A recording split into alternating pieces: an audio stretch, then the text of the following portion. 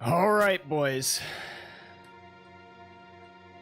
Here we go.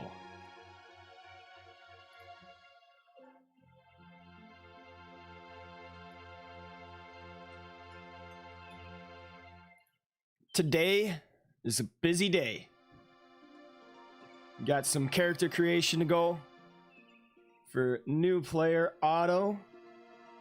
And then we prep for Shadowlands.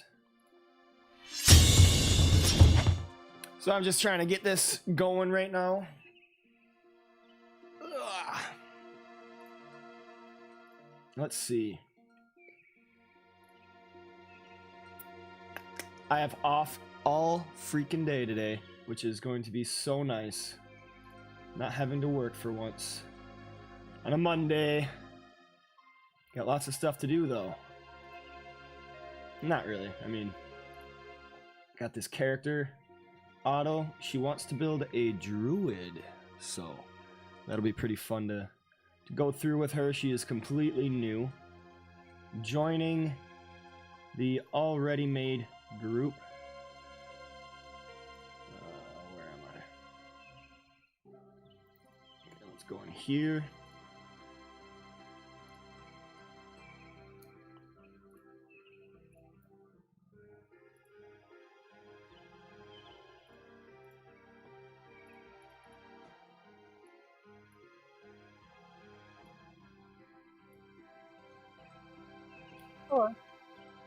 Hello.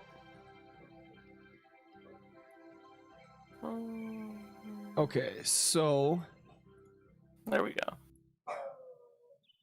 I will be right back. I got something. Okay.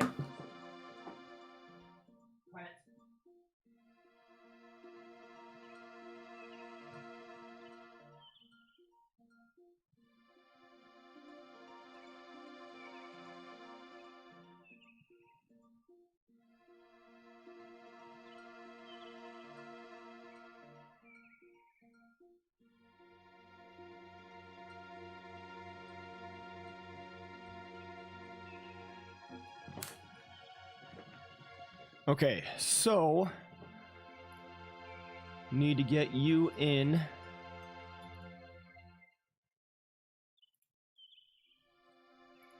So do you have Fantasy Grounds up? Yeah. Okay. I return to launcher. So I can remember how to do this from the player's perspective. Okay, so go to load campaign. Actually, I think I'm gonna share my screen real quick. All right, you see that in the voice channel? Give me 1 second.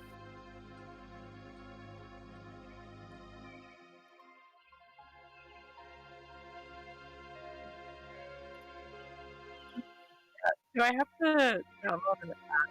Because I'm online. Do you have to download what? An app, like, to it. Oh, yeah. Because I'm online. I gotcha. Okay, so yeah, you actually go to fantasygrounds.com. And then the home screen, it should be free demo, FGU standard, or FGU ultimate. You're just going to want the demo. So download that. Okay. I think I had to re-download it because something went wrong the first time. Okay.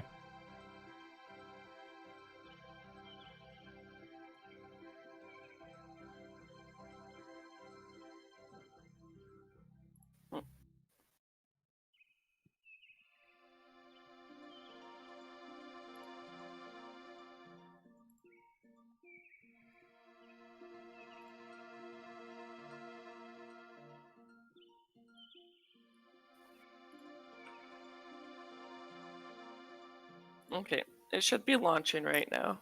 Okay.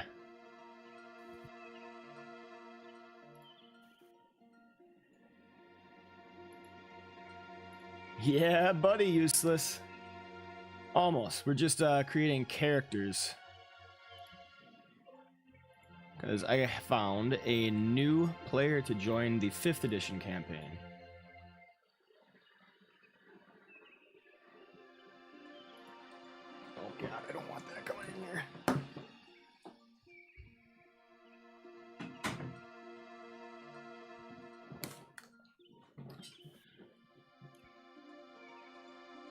Voice and video.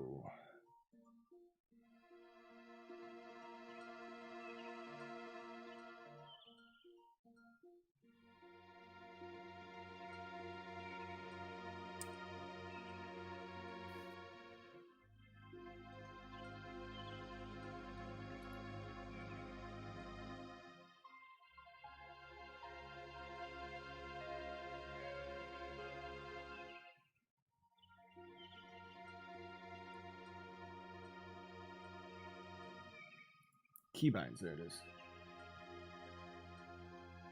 Toggle mute. I'm sorry it's taking so long.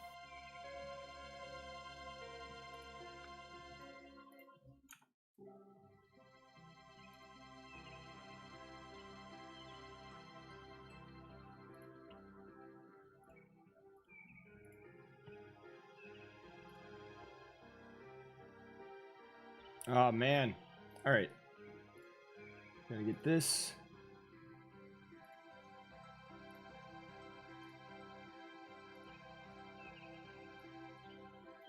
That's not what it is.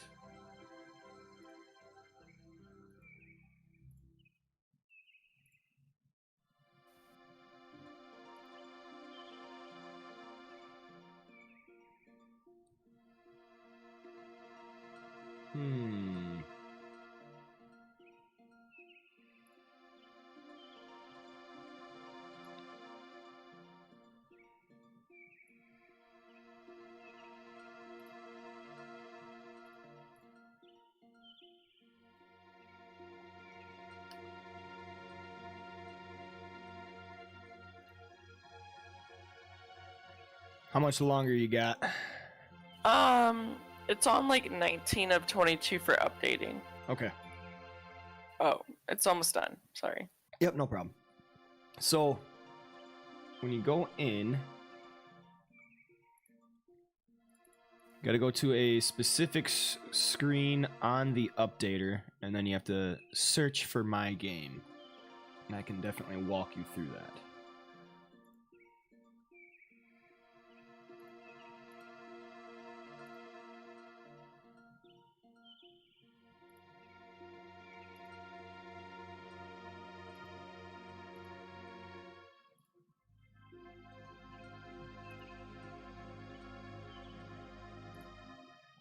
Okay, so join campaign, right?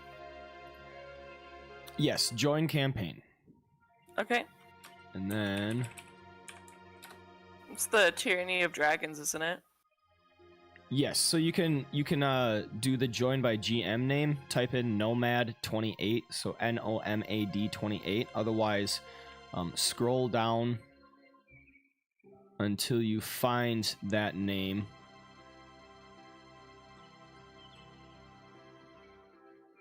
It's a little bit down. Let's see.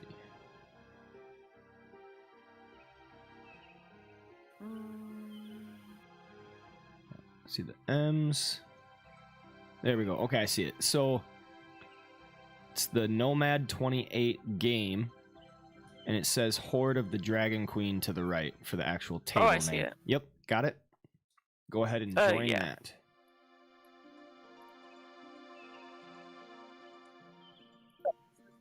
It's the password. Password is AUTO.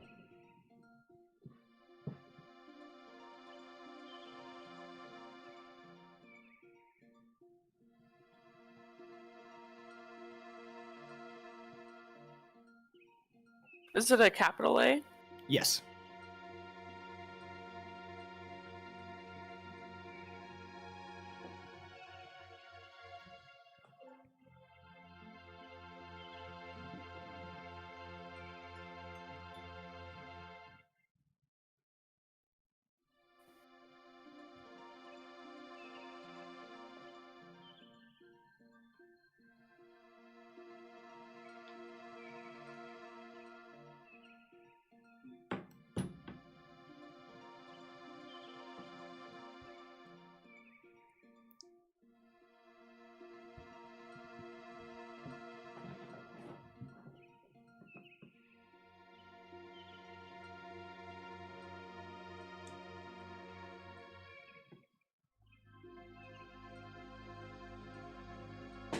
Sorry, my computer's running slow today.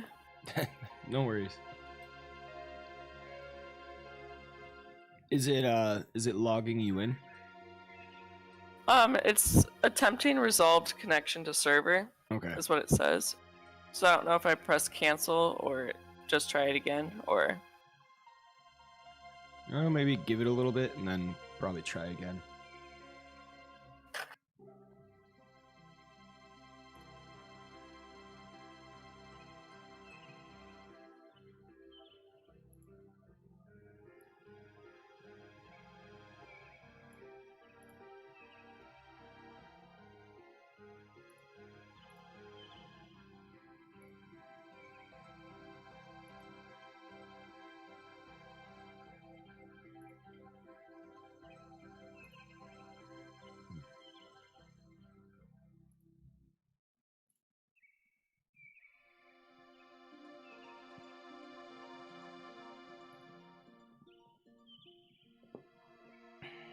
Yeah, meanwhile, I'm just trying to close out of everything to see if that helps. I always keep my task manager open just to kind of see where everything's at.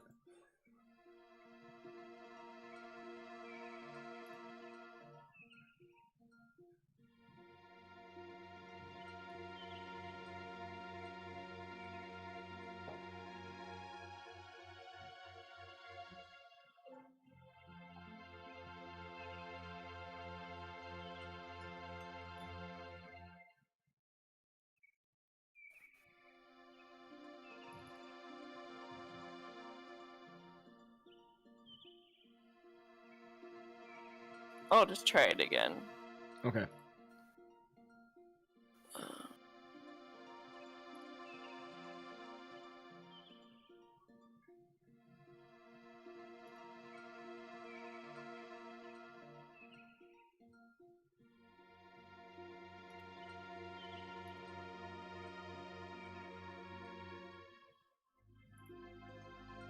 There we go. I see It's, you're in. There we go. Yeah, I was like, it's acquiring the file list and stuff.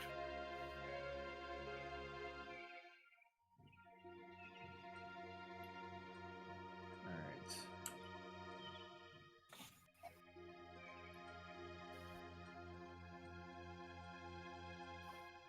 What is going on here?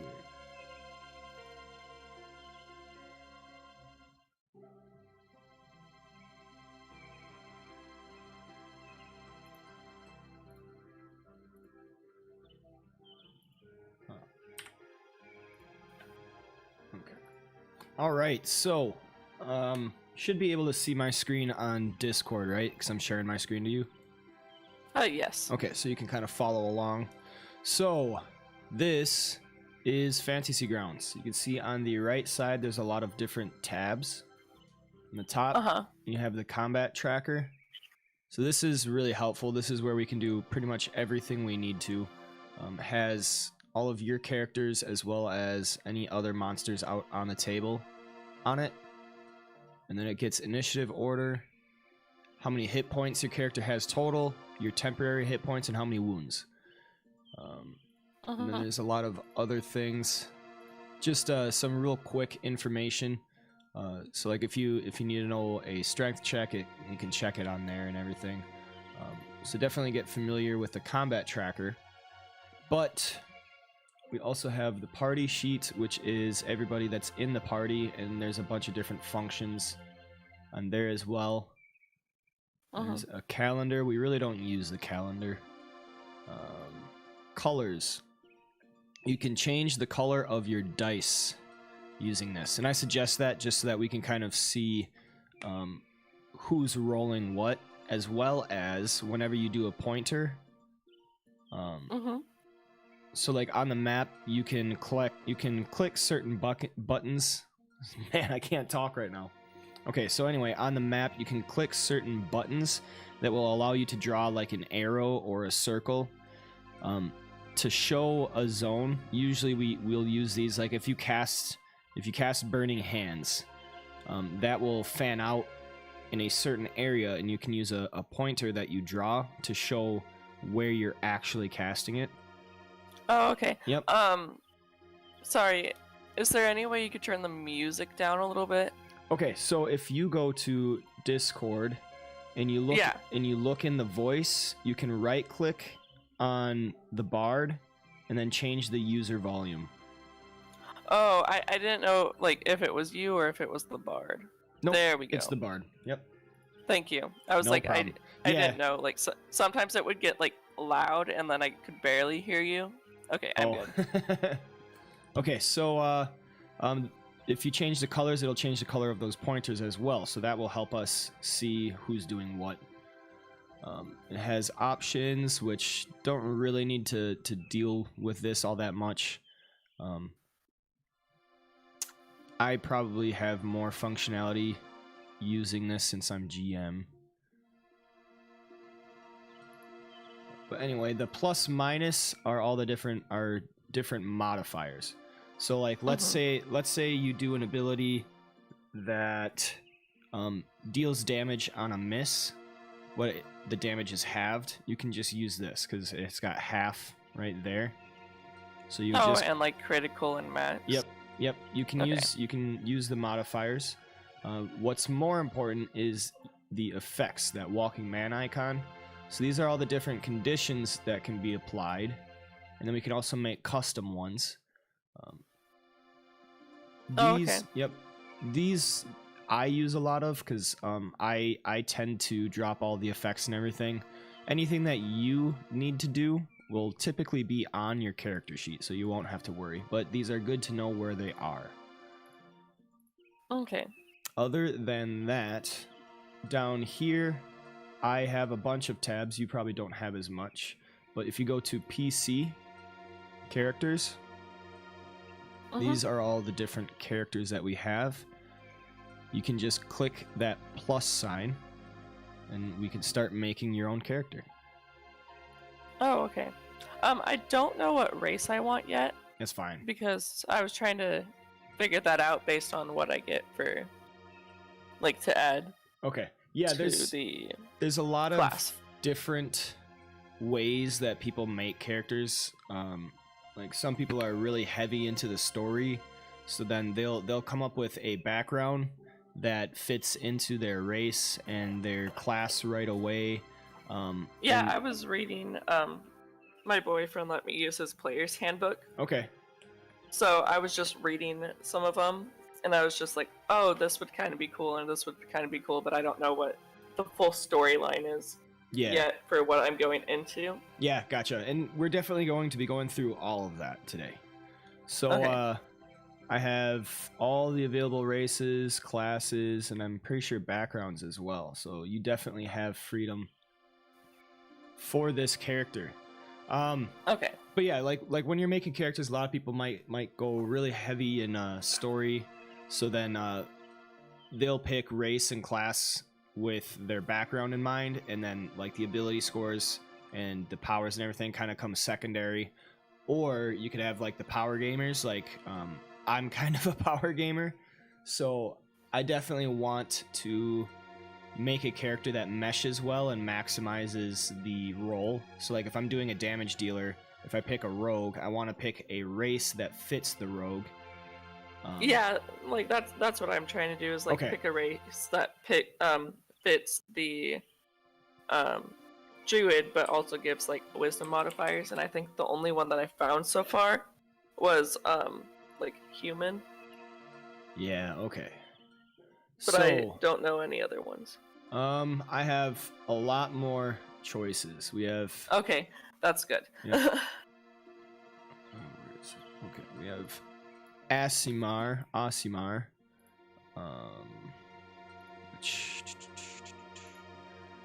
Strength.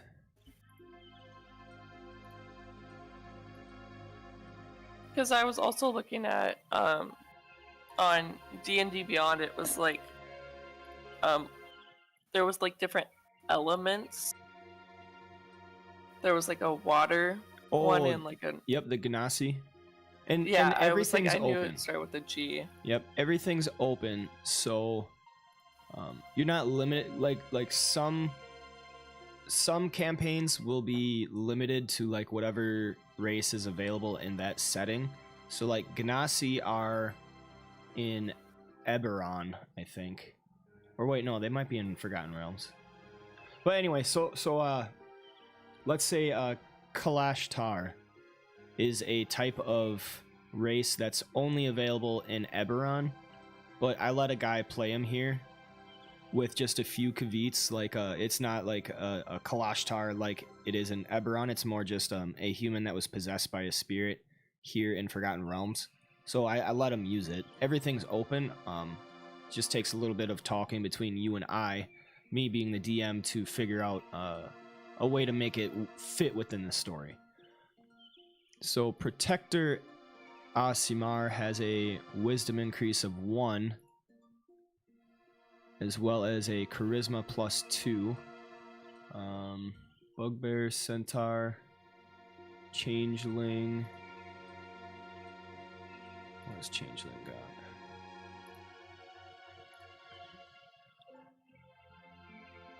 And then charisma 2. Dragonborn is strength and charisma. Dwarf, where are they? Hill Dwarf is wisdom 1. Mountain Dwarf is strength 2. I'm pretty sure elf is a good option. You could that was my other option I was looking at. Okay, so what's a tabaxi? Sorry, I'm on a D&D 5e races. Tabaxi, I don't know exactly how to pronounce it. So that is like a cat person, basically. So I can actually share this to you. So that would be a type of tabaxi. They have, let's see, dexterity +2 and charisma +1. See, I need something in wisdom. They wouldn't have the wisdom, so you wouldn't be maxed. You wouldn't be min-maxed, but it's definitely a cool race. Okay.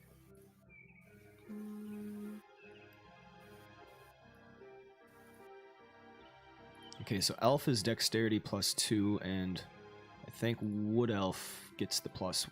Okay. So wood elf is an option. Let's see.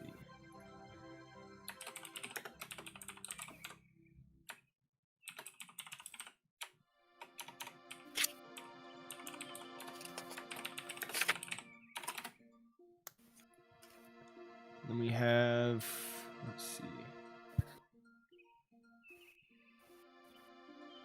Furbolg. Oh, I think Furbolg might have a really good. Okay, so Furbolg, your wisdom score increases by 2, and your strength score increases by 1. Okay. So Furbolgs are like woodland giants. They're your friendly. They're your friendly tribal recluses. They kind of hide out in the woods and tend to the woods and nature. So a druid would be a perfect class for a Furbolg. So that's definitely a good option. Here, I'll share this to you. You can kind of check that out.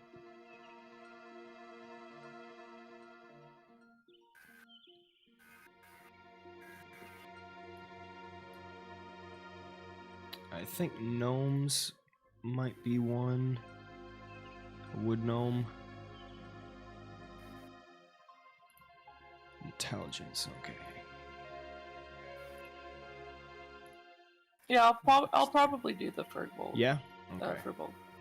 So we can choose that for now. Let's see, I'm trying to think if there's anything else. Half Elf is always good. Human's always a very good choice as well. Humans start out very strong from the get-go. Other races just kind of fit a mold. Let's see. Shifters. What do they got?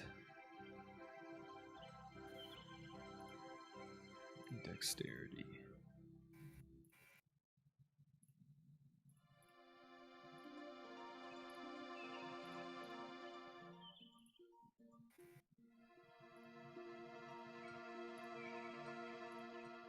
Okay, so the shifter as well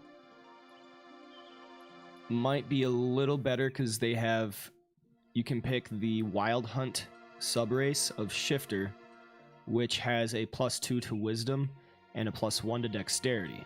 So the Furbolg has strength, and then the shifter would have dexterity. So that is also. Can you share the shifter? Yeah. Right there. So these are like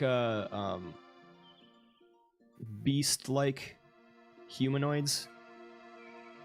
So I think their lore goes that they have a little bit of lycanthropy in their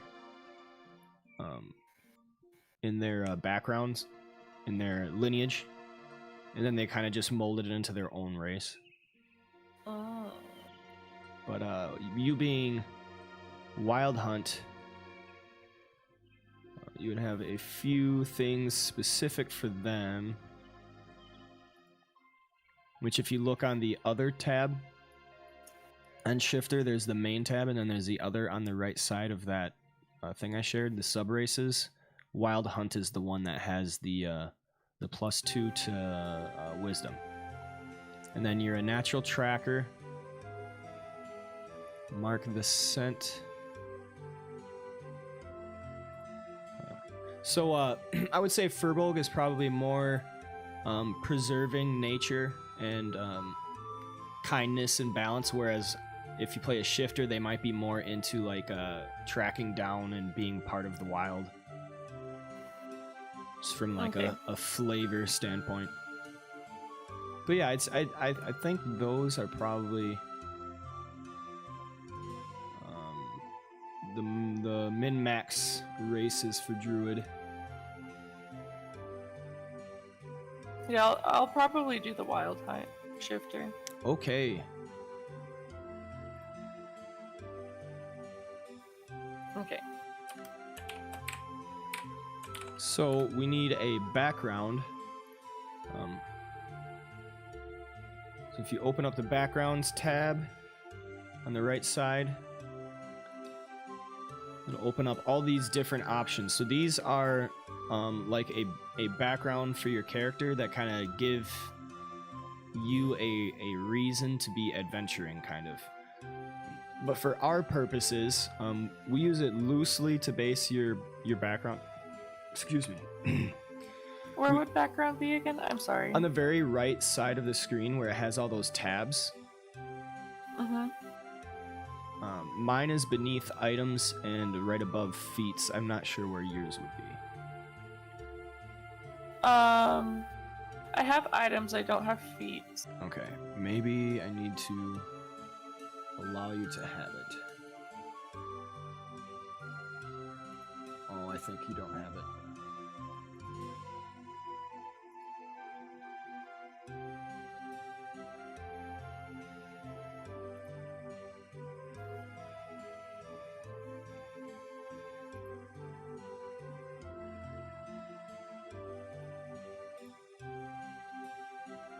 Okay.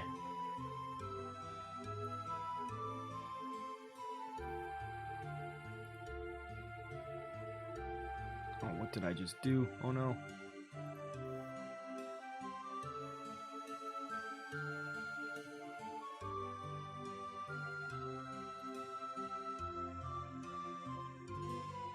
I think maybe you don't have it. All right, so I'll share these with you. So let's see, if you go to PC character selection again, and then you click the star, that'll open the character wizard. Which this is, yeah, this is a different way to do that.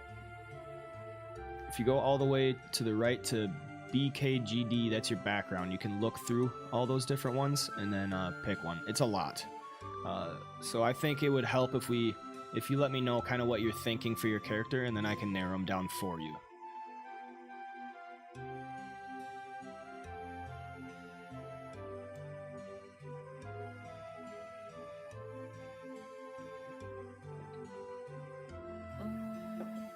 Do you have any specific background for your character in mind? The one that I would... Here, I have the book Okay. next to me. I'll just open the book. Because I don't... it's not letting me, like, open the background. To select the background. Oh. If that makes sense. Yeah, it does.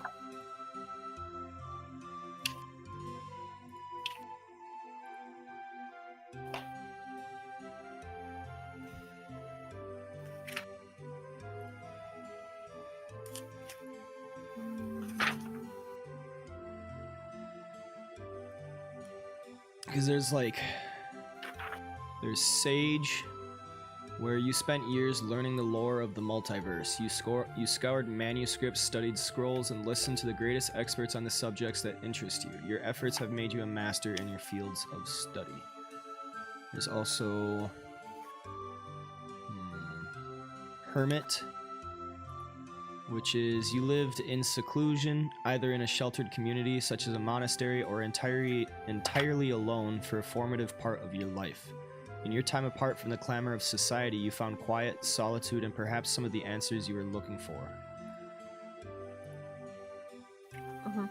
There's also, I saw Outlander. I don't know if that would help or not. Yep, I see that. That'd be cool for Shifter, because shifters wouldn't be like widely known because they're one of those races that are outside of the actual setting that I'm allowing. Okay, you grew up in the wilds, far from civilization and the comforts of town and technology. You've witnessed the migration of herds larger than forests, survived weather more extreme than any city dweller could comprehend, and enjoyed the solitude of being the only thinking creature for miles in any direction. The wilds are in your blood, whether you were a nomad, explorer, a recluse, a hunter-gatherer, or even a marauder. Even in places where you don't know the specific features of the terrain, you know the ways of the wild. Okay, yeah, that would be very cool. Come to think of it. Oh, never mind. Okay, so Outlander. I think that would fit very well if you're choosing a shifter. So the thing about backgrounds that I would consider more important is what proficiencies and features they allow you. So if you pick Outlander, you automatically gain training in the athletics and survival skills. You get to pick one type of musical instrument. You get to pick an extra language of your choice. And then for equipment, you gain a staff, a hunting trap, a trophy from an animal you killed, a set of traveler's clothes, and a belt pouch containing 10 gold pieces. So that would help. It gives you 10 gold pieces, which is pretty good. And then skills, athletics, and survivals, that'll help because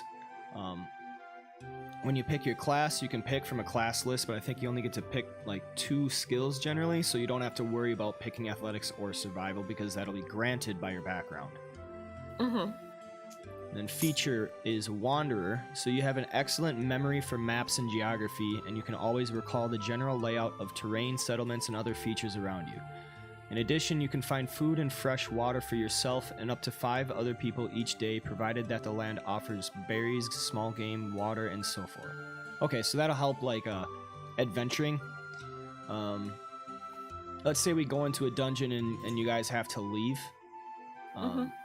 You can help them remember exactly where to go to get back to where you left last time, because you can remember the general layout, and instead of having to roll rolls to see if you pick the right side, you'll just remember. Yes, yeah, that's what I was reading. I was like, well, having like a general layout of wherever we've been, it would be really nice. Yeah. So if you want to go with Outlander, I would say that's probably a pretty good pick. Fits with your class and everything very well. Yeah, I'll do that one. Okay. And then there's also other ones which are more civilized, I would say. So that might not fit with the druids so great. Yeah, because that's the one that I thought fit well, like, the most, besides, like, hermit and stuff. Yeah. Okay, so we will add Outlander. So these shields, you see those? Like, if you look on your druid class, I'll share it with you real quick. See those shields? You can drag and drop those. So I say that because we can actually drag and drop all the different information onto the character sheet. You follow what I'm saying, or did I lose you? What are the shields again? Or like So, you just drag? Look on my Discord screen that I'm sharing. Mm-hmm. This shield right here, you can drag and drop that. So I drag and drop that to the race, and then it'll auto allocate this stuff for me. Okay. So that way on your character sheet, if you look on your background, it says Outlander and there's a little shield to the right. You can click on that and it'll open up the actual background little mini thing, the information pane.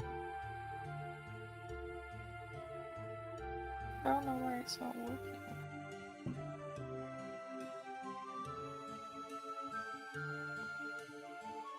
If it doesn't work, it's not the end of the world. It's still there. Okay, I was like, I typed it in to my actual character sheet. That's what you would normally do, but with Fantasy Grounds, it has this functionality, so I try to use it. Yeah, I was like, it seems smart. Alright, and then you are Druid. Mm-hmm. So you get to pick 2 skills from the list below. Arcana, Animal Handling, Insight, Medicine, Nature, Perception, Religion, and Survival. So if you remember, Outlander gave you Athletics and Survival. Mm-hmm. So you don't have to worry about Survival. Okay, Ireva has Animal Handling, Nature, Perception, Sleight of Hand, and Stealth. And she's gonna be the closest. So Animal Handling may not be the best, but that would make sense for being a druid. What is her wisdom? Her wisdom's 16. Okay.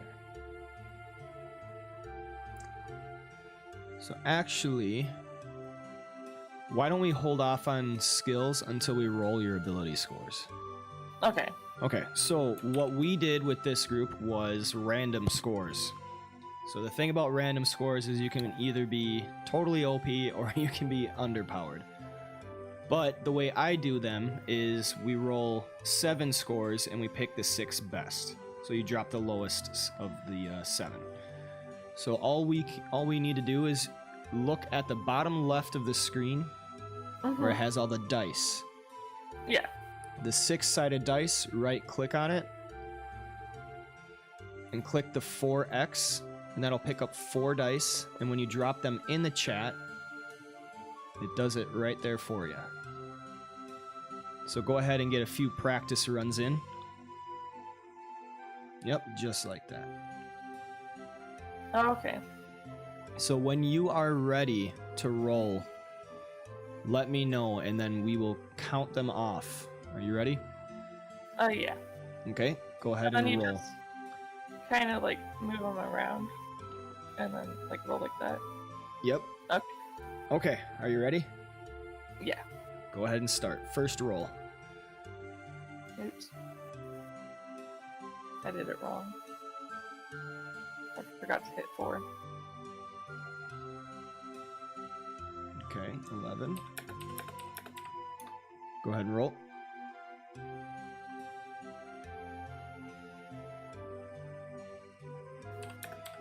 There you go, that's a good one. Alright, go ahead.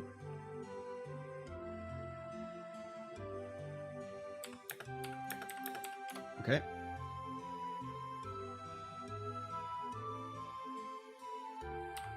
Ooh, that was a good one. All right.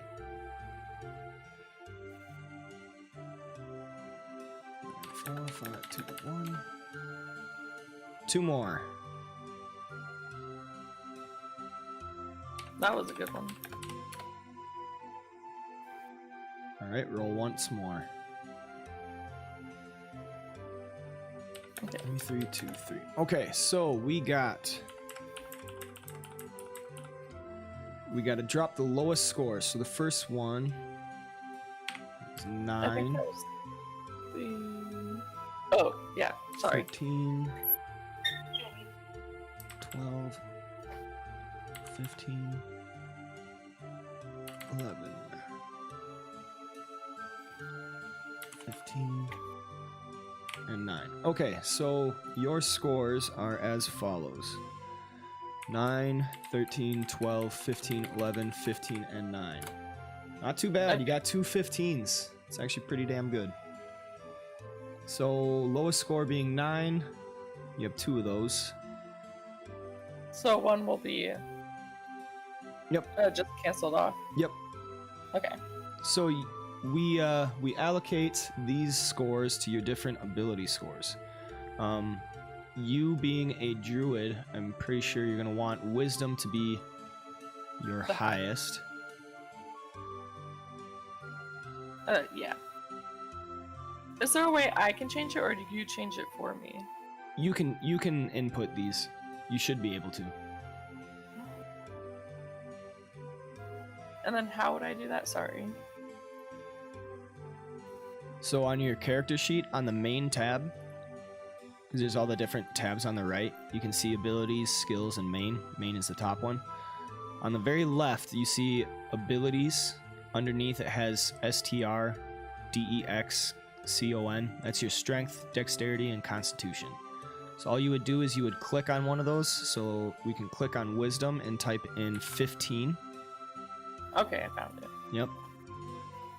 That 15 would actually change to 17 because you picked shifter. Okay. So I'll actually where am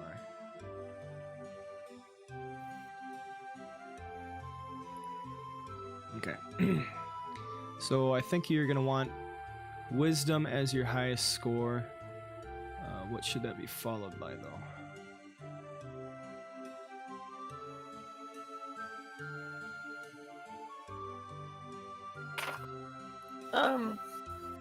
Let's see. Wouldn't charisma be the other one, or would it be dexterity? I'm going back to the... Yeah, I'm trying to read up on that too. Okay, so wisdom is your best, and then you're going to want dexterity and constitution next. Constitution is really important because that determines how many hit points you have, so it's useful for every class. And then typically a class will want either strength or dexterity. Strength is for all weapon attacks, unless you're using a finesse weapon. If you're using a finesse weapon, you can typically use your dexterity modifier. So I would go for dexterity over strength. And then you also have intelligence and charisma. Charisma is not used by dexterity, so I would go intelligence fourth. So, wisdom highest, dexterity and constitution tied for second, and then intelligence. And then I would put your lowest score in charisma, and then the next highest score in strength would be my suggestion. Okay, so the 9 in charisma and the 11 in strength. Yeah. So you have 2 15s, which is really good. You can put 15 in dexterity or constitution. We have pretty damn good tanks. Noct is a barbarian, and he has a lot of hit points, as well as when he rages, he doesn't take as much damage. And then Ondar has a really good AC, so he doesn't get hit a whole lot. So I wouldn't worry about constitution as much. So then I would put the other 15 in dexterity. Okay. And then next is 13. That can go to Constitution. So then that means intelligence is 12. So that's a pretty damn good setup.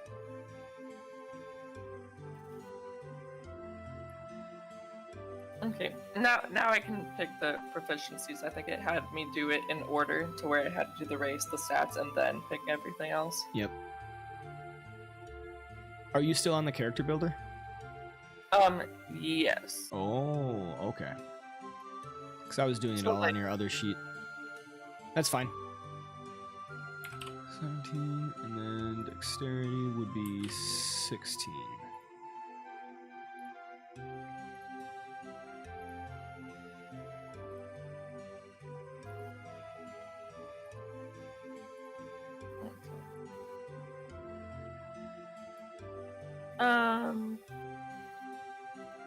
Let's see. What skills are you gonna pick then? Because I already have the survival and Athletics. athletics Yep. from that.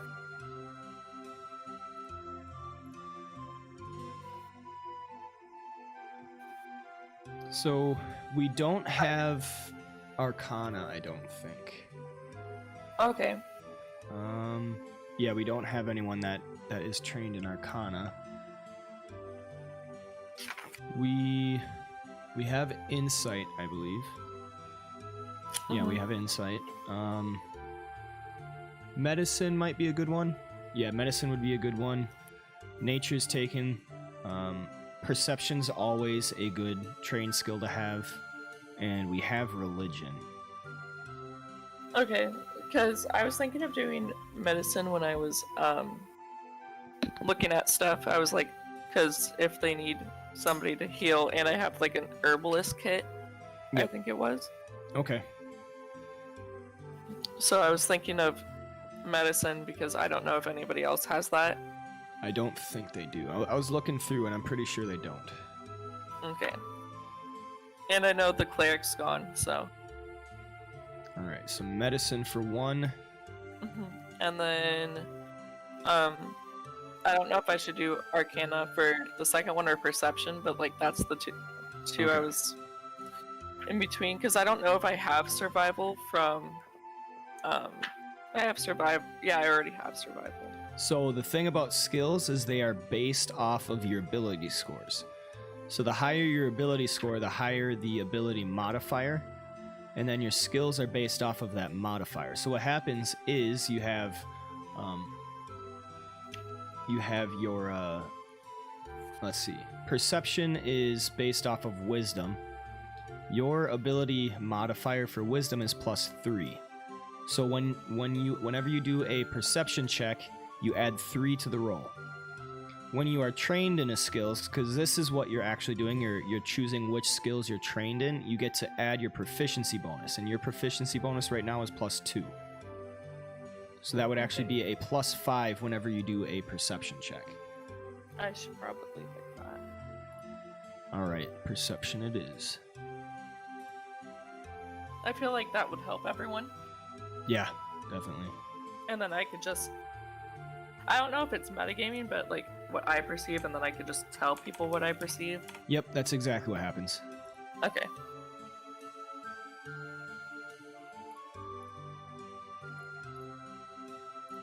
Sweet. Metagaming is what you do in character creation. Okay.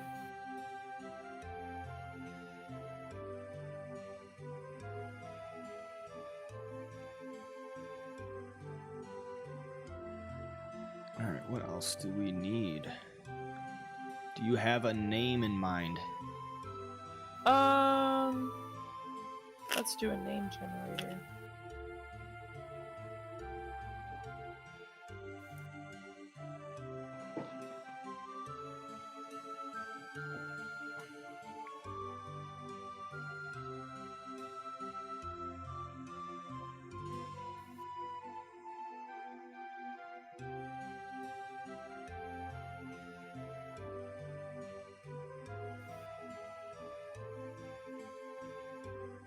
Oh, these are basically just like, kind of woody names. Sorry, I was just trying to figure out the, what would kind of go into it.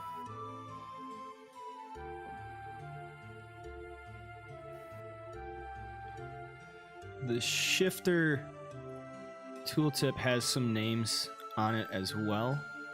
I usually kind of use those for like inspiration.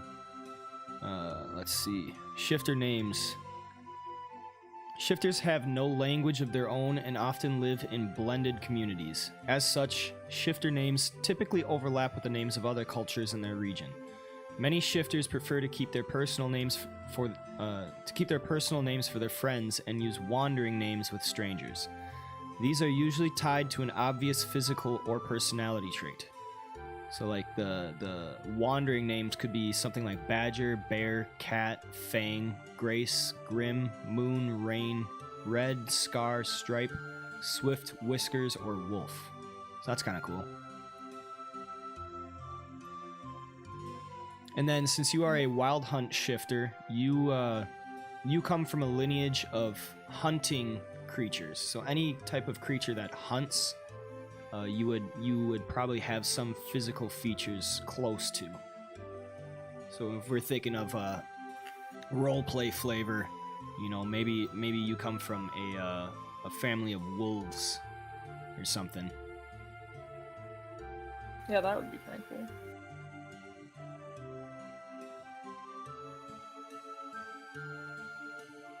Or maybe cats, like leopards.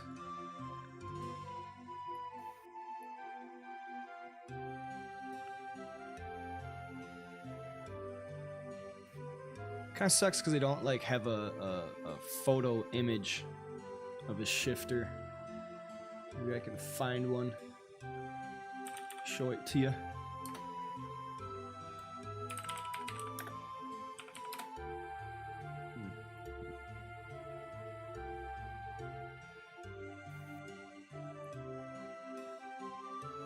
That's kind of cool.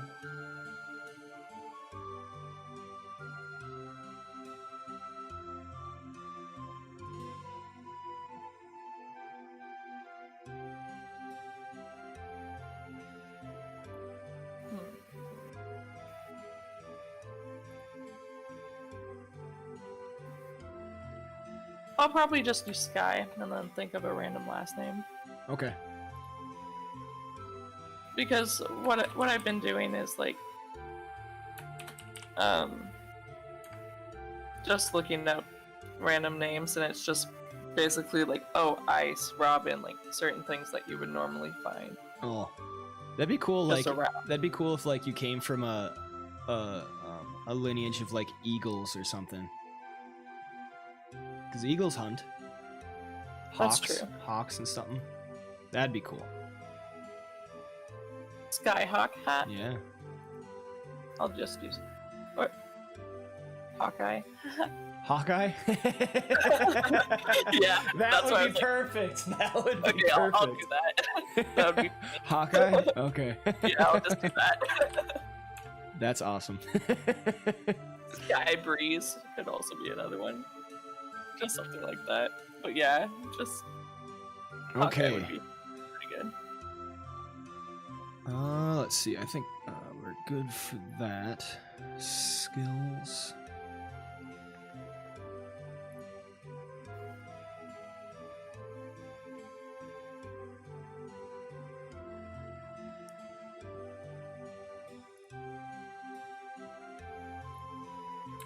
Do we add feats? No. So the one thing with 5th edition is that feats are a lot more rare and a little harder to get. So when you level up, you get to pick one of two options at certain levels. You can either choose an ability increase, or you can choose a feat. It's kind of typically how it happens. What levels are those? Because I only ever got to pick like a feat once when I was playing D&D, like before. Let me check. Because I'm going in at level 3. Yep. So you will get that choice, I believe.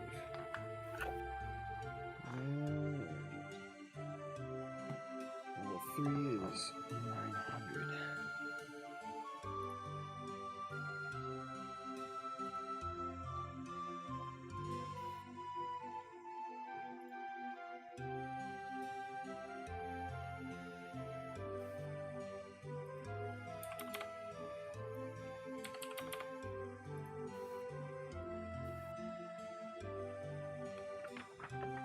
I think it depends on your actual class.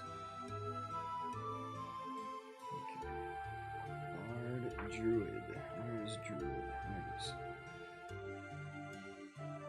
Ah, okay, so at level 4, you will get to choose that. Okay. So to start out, we are at level 1. Mm-hmm. Let me...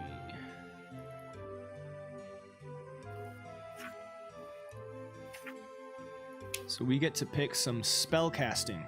Do you understand how spell casting works? Kind of. I've been trying to read up on it, and I know it's like half of your level rounded. I don't know if it's rounded up or down, but like at level 3, I think you have 2 level 1s and 1 level 2. So, all right. Am I wrong? I don't know. For druid spells, at level 1, you know 2 cantrips, and you have 2 first level spell slots. Okay. But the number of spells... Okay, so you are one of the classes that prepare a spell list. So Yeah. every time that you take an extended rest, when you wake up, you will have to let me know your prepared spells for the day. So those will be the only spells that you can cast for that day. Because basically when you wake up, you spend some time like communing with nature and preparing the spells that you think you might need for the rest of the day. And the number is... Choose a number of druid spells equal to your wisdom modifier plus your druid level. So it's your actual druid level. So at level 1, your wisdom modifier is 4. Wait, no, it's 13.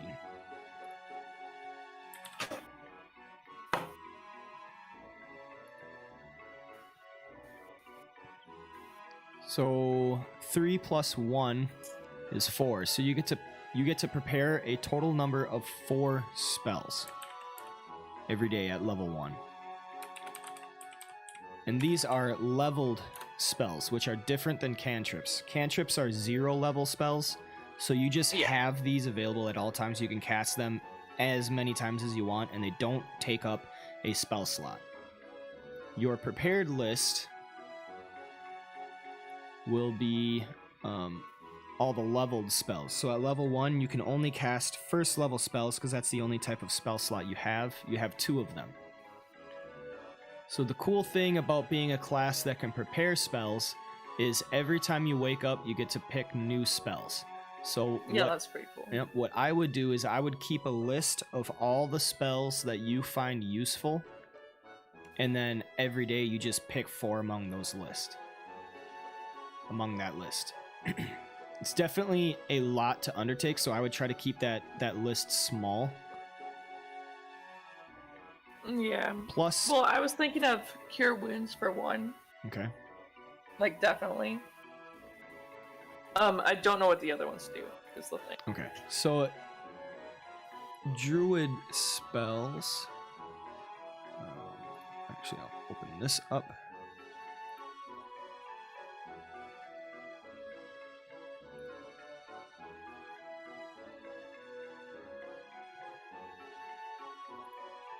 There's also Healing Word, but I don't know if Healing Word is better than Cure Wounds.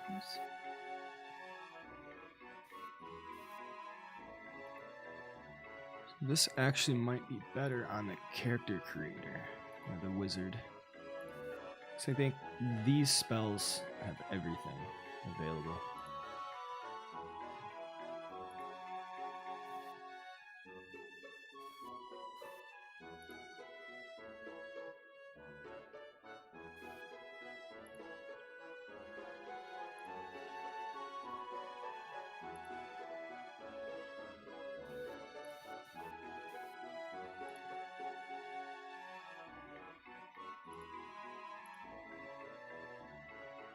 Yeah, I can't see it on the character. Oh, is that because I have this too?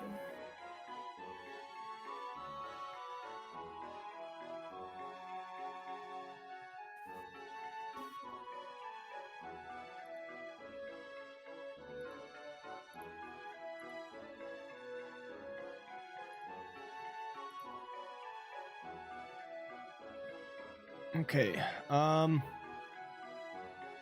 Let's see. Cantrips. Oh, you don't have all that much. That's good.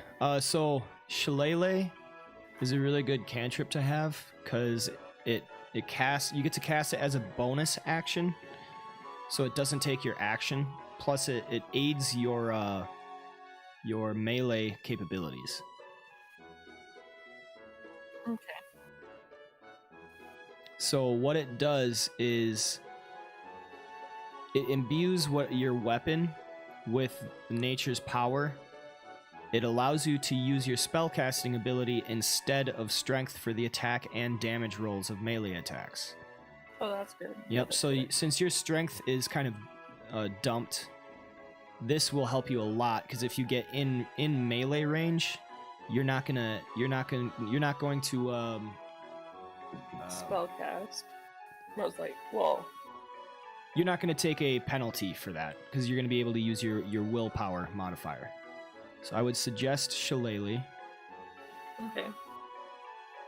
And then, let's see.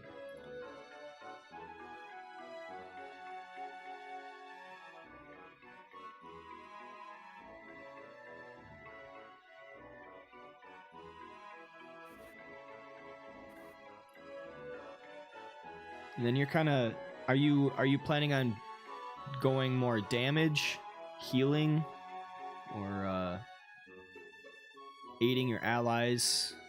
What are you kind of thinking? Because Druid can go a whole bunch of different ways. Druid's very versatile. Yeah, I kind of wanted it to be like a mixture between like healing and damage. Okay.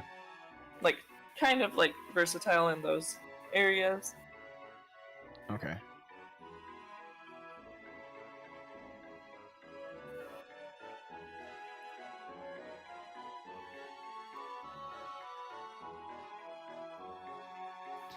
Okay, so Guidance is another very good spell.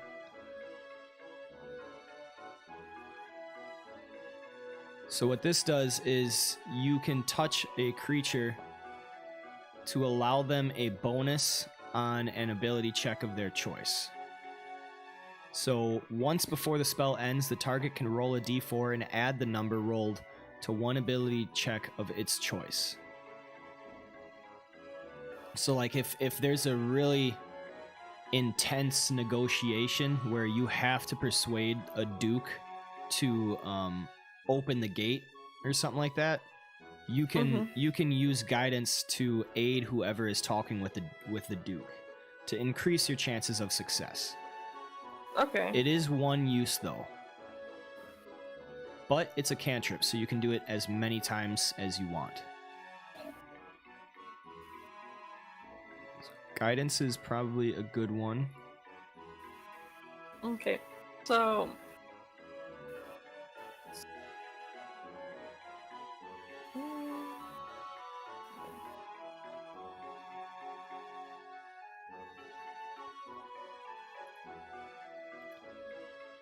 let's see here.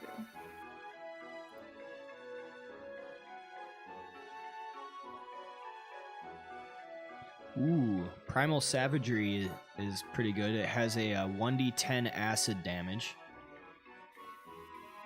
Is that a spell or is that a cantrip? That's a cantrip. So that's pretty good. It's pretty good damage.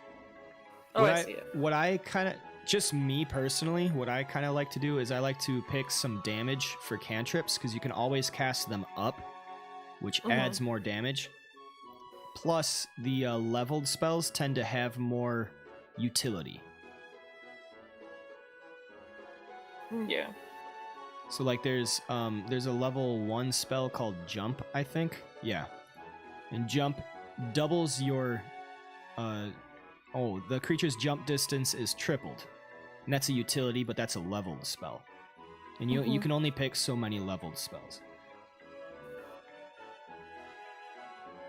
Yeah, I'll do the Primal Savagery. Okay. Sorry, I would put it in myself. But... That's fine. That is fine. Don't worry about it. I have an app on my phone where I can look at the stuff though, like certain spells, and I have it filtered to Druid.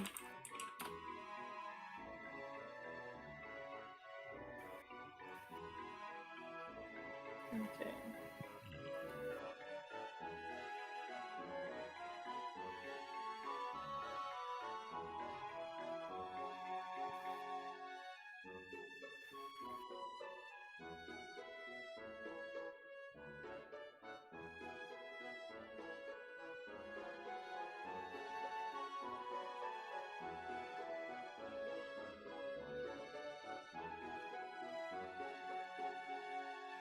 And I can prepare new ones like each day, right? That's what you said? Yeah, every single day you get to prepare a different list. So what I would do in your free time is basically read up on these spells. Yeah, I was gonna make note cards and like have them next to me if I was playing. Perfect. Druidcraft.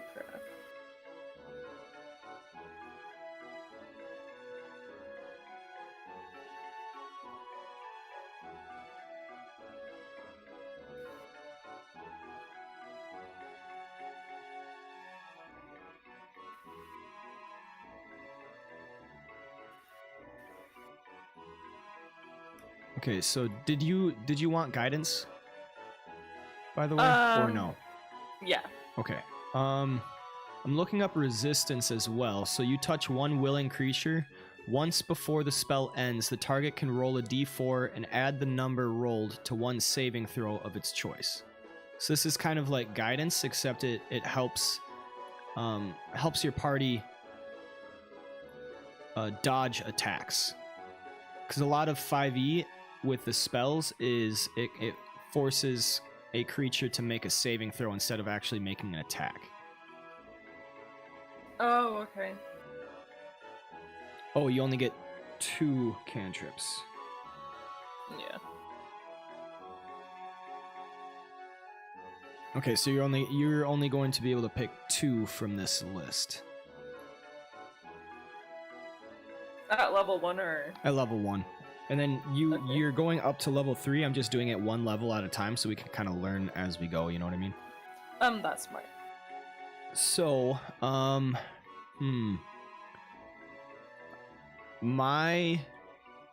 don't know. Sorry, I don't know if this is useful, but there's create bonfire. I don't know if somebody else knows how to do stuff, or if my survival skills would be better for that. It has multiple uses because you can make a bonfire that actually aids your group when you're in camp, because you don't have to like make a campfire, but you can also use it to cause damage. So you can make a bonfire in the middle of battle and have people walk in it. But yeah, so my I would say suggestion for your 2 cantrips would be Shillelagh and Resistance. Because Shillelagh will be your damage, because you can get right into melee, and then you can use your Wisdom modifier. And then Resistance actually is probably going to aid more than Guidance. Because Resistance will prevent more damage, whereas Guidance is just helping them succeed. But it's completely up to you. Your cantrips, your choice. Yeah, I was liking I'll do those. Okay. Because the next day I could just switch them into something that would be useful. I don't know if I get more cantrips, but one of them I was thinking of like either control flames or bonfire. Okay. Like if we ever need So the thing about your spell list is I think that's just for your leveled spells. So for your cantrips, these are the ones that you pick for your level. Okay. So when you level up, you could change them, but for now it will stay Shillelagh and Resistance. So these I are understand. the cantrips are a little more permanent, but you get to cast them as many times as you want. It's kind of the trade-off. Yeah, that makes sense. Okay, so leveled spells. At level 1, you get to prepare 4, so we get to pick 4 of these. 4 level 1s? Yep.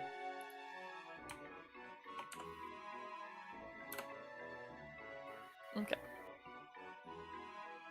Let's So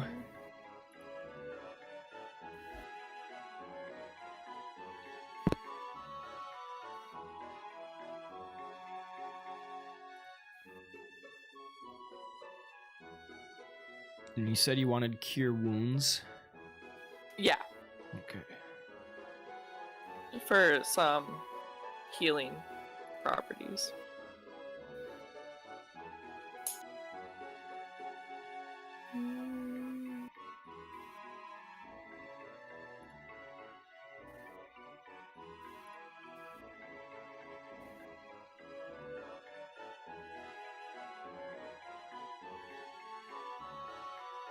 Entangle's a good spell. Deals damage, and then it creates a zone that makes it hard for enemies to move through.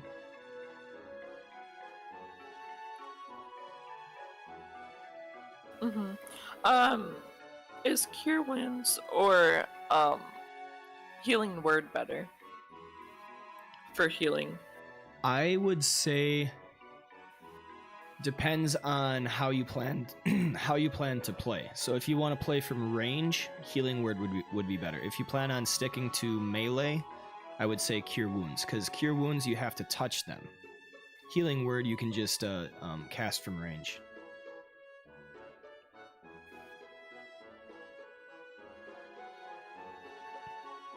Oh, so I get 1d4 plus my spellcasting ability modifier.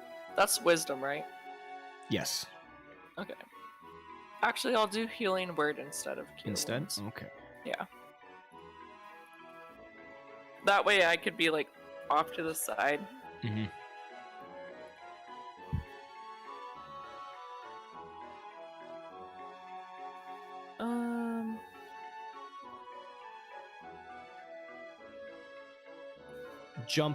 Jump is one of those utility spells that comes into use, and it's great when you have it, but it kind of sucks when you don't, because it doubles your jump distance. So if you really need to get somewhere, you can use that, as well as Long Strider increases your speed by 10 feet.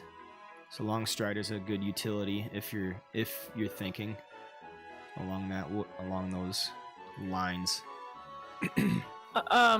For damage, is Ice Knife a good one? I love Ice Knife. That's what I'm looking at right now. I love Ice Knife. Okay. So the one thing about Ice Knife is you could get friendly fire, because if you attack a creature that's locked into melee by the paladin will have to make that dexterity saving throw as well. So it's a really good opener. So like if you get a really high initiative, then you can use Ice Knife right off the bat to hit the group of enemies, and you might hit most of them. Whereas once battle is begun, you only want to use Ice Knife on an isolated enemy that isn't engaged by somebody. But I love that. I love that spell.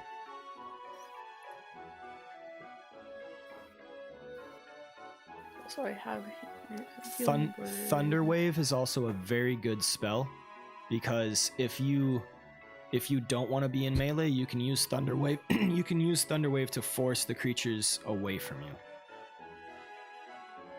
So it's utility as well as damage, and it's got really good damage too. 2d8 thunder damage. Yeah, that's pretty good. 10 feet away is pretty good too. Mm-hmm.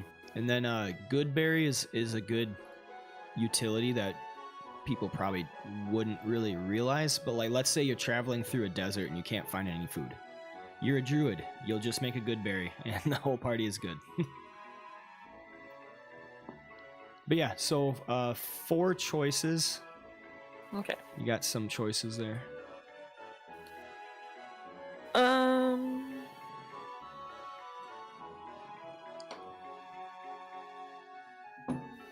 I'm reading Earth Tremor right now. Okay, I like Earth Tremor as well. I believe that's the one that creates a zone. Yeah, it's Okay. a 10-foot radius. 10-foot radius, so everything around you, they'll take some bludgeoning damage and knocked prone. And it also becomes difficult terrain. So this is really good, because you can like run in and do Earth Tremor and knock a bunch of people prone.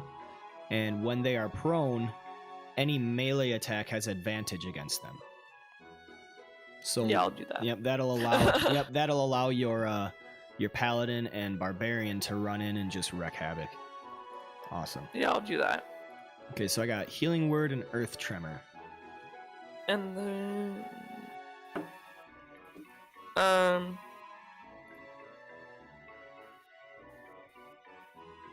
let's see. I have an ability for my, not an ability, but it's like one where you could find 5-day worth of like food and water. Yeah, your from the Outlander, I think. Yep, Wanderer. In addition, you can find food and fresh water for yourself and up to 5 other people each day, provided that the land offers berries, small game, water, and so forth. Okay, so I wouldn't really need create or destroy water, or probably not. I wouldn't really need purify food and drink. Probably not.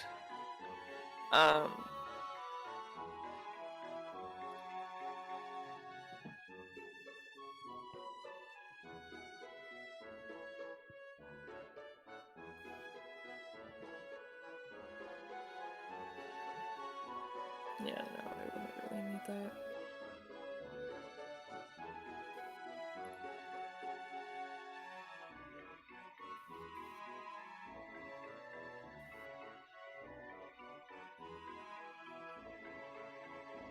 Is Beast Spawn a good one? Yeah. So what you can do with this is, let's say that you're traveling through the woods and you stumble upon a bear and he wants to attack you. You can use Beast Bond to basically talk with it and calm him down, and maybe even use him as an ally. Yeah, I'll do that one too. Okay. Because I was looking at that, I was like, since I'm a druid, I could probably like be able to do something like that. Mm-hmm. All right, one more choice for now.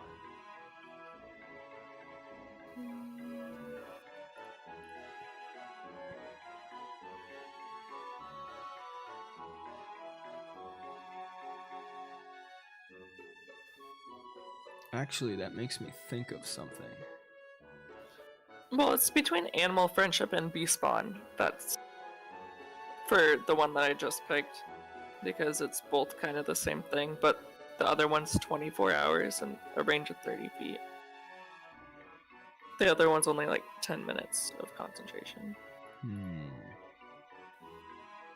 Well, Beast is a tag. Same as Animal. So there are different types of beasts as well, such as I kind of want to check something real quick.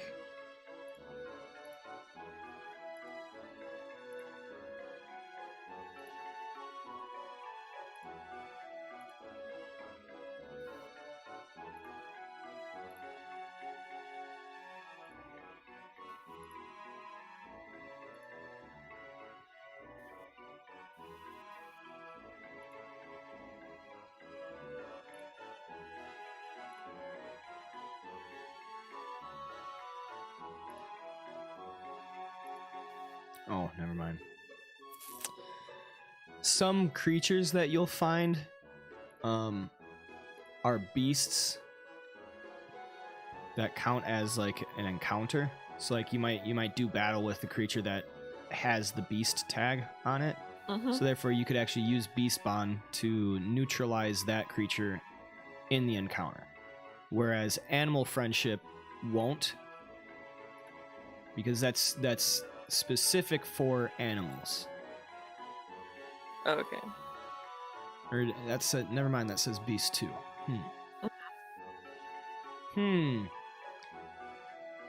Trying to remember 4E and 5E at the same time, because 4E, like a lot of the creatures have multiple tags. And I was looking at one that's in this adventure that the encounter's coming up real quick, and it doesn't say Beast. Okay, so then what is the difference between Animal Friendship? Yeah, I was like, they both fail if the intelligence is more high. But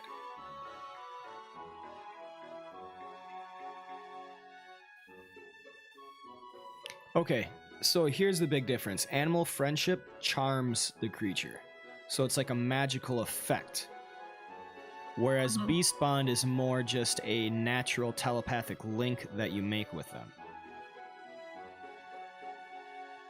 But Beast Bond, the creature needs to be friendly to you or charmed by you.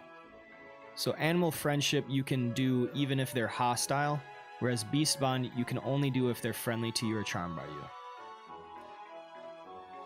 So you would not be able to use Beast Bond in a combat encounter unless they were charmed. Whereas Animal Friendship, you probably could do it in an encounter.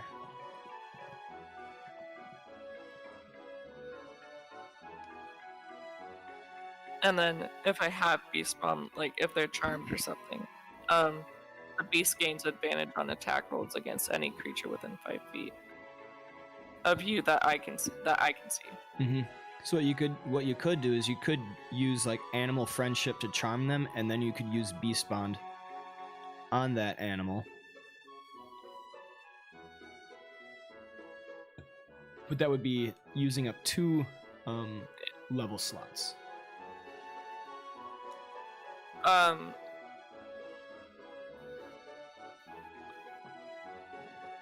thought I was thinking of something, but could you do like animal handling? Would that be like a way of like trying to get them to befriend it? In a way. Not really, not in a combat situation, but out of combat if we're role-playing.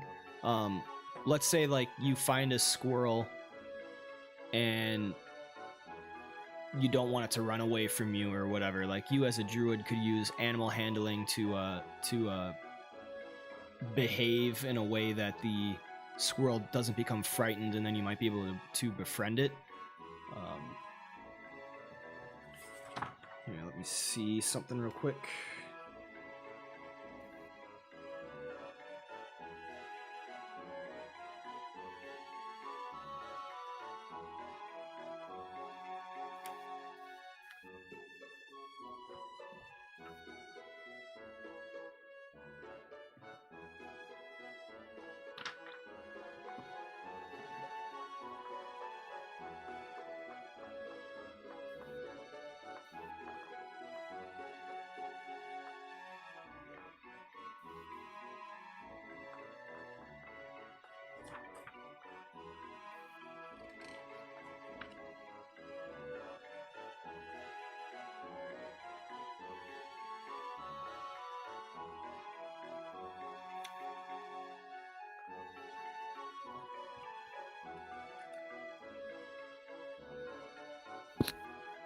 Do I have shoot, what is it called? Sorry, I need to flip back to the book to see it. I can switch into animals. Yes, Yeah, you have that like power as a druid. Where is that? But it depends on my level if I can, like, what I can pick. I didn't really understand how that worked, but like, I figured somebody else would. And I can definitely help you with that.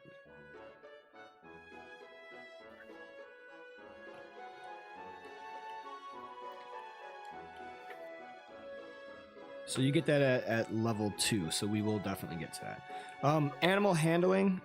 When there is any question whether you can calm down a domesticated animal, keep a mount from getting spooked or intuit an animal's intentions, the DM might call for an animal handling check. You might also make this check to control your mount when you attempt a risky maneuver. So it's more indirect for a lot of these skill checks. Anything that's like actually like going to force a creature to do something is typically going to be like a spell or an action.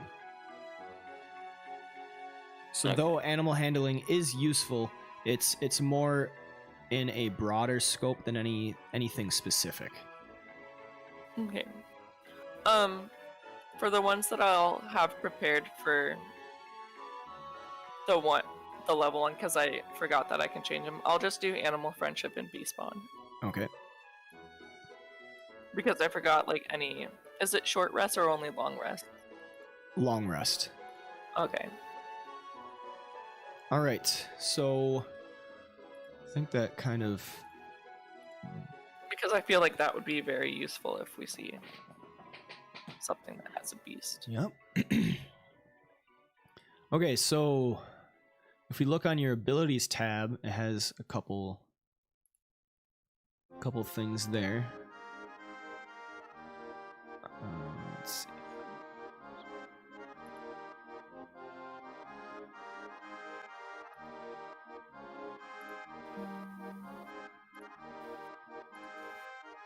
You gain proficiency in the perception skill. Oh, okay, so because you picked Shifter, you already gain proficiency in perception. So I would say let's pick a different one. Yep. Yeah, I can pick a different one. I'm going back to skills. Oh, I didn't realize I can switch between those. I'm stupid. Okay. Arcana, animal handling, insight, medicine, nature, perception, religion, and survival. Let's see. Because I have survival. I'm going to unclick. Oh, I'm proficient. Oops. I don't know what I'm doing. There we go. My animal handling already adds +3. I'm looking at the total of what I have as my modifier already. Yep. What are my options again? I'm sorry. Arcana, animal handling, insight, nature, religion, or survival.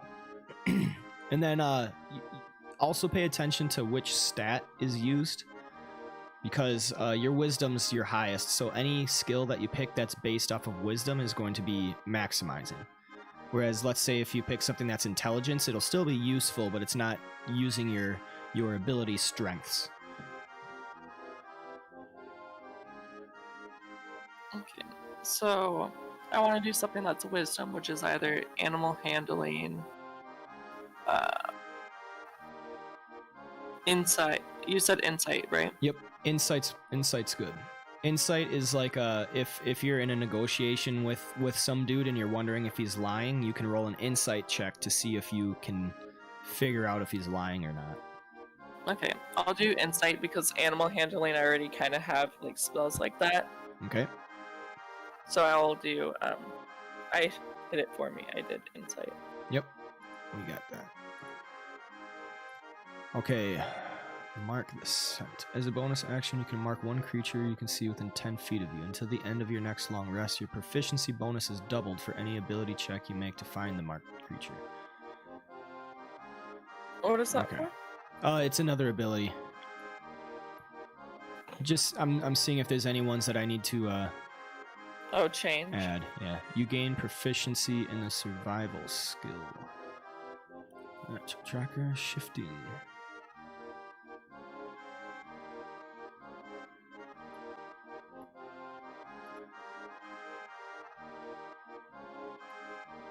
Okay. So, languages. You get to pick another language. Okay.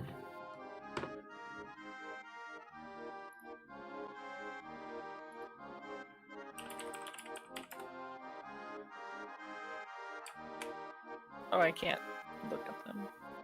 Oops. Let's go to the language page.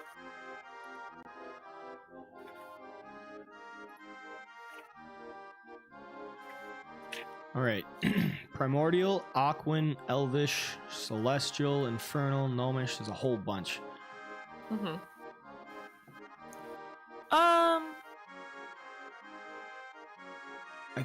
I can look at what the other guys have real quick. Do we all have the common language? Yes, everybody has common. Yep. Ireva has Abyssal and Elvish. Noct has common and dwarf. Freddy has Elvish and giant. Ondar has Elvish and orc.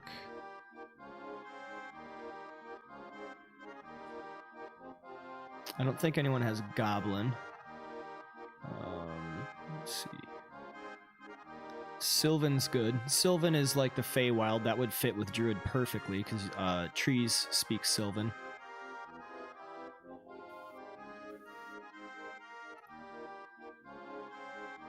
And then you can ultimately like ask a tree if they've seen anything go by, right? Yeah. So you could pick the speak with animals spell. Yeah.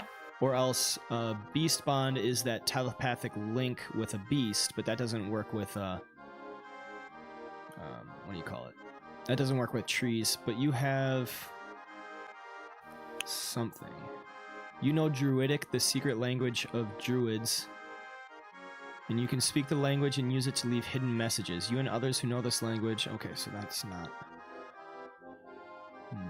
Do I still get one of my choice, or can I write in Druidic for like languages I know?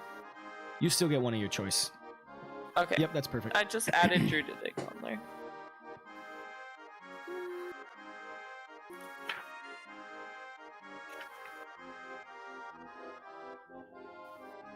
Let's see here.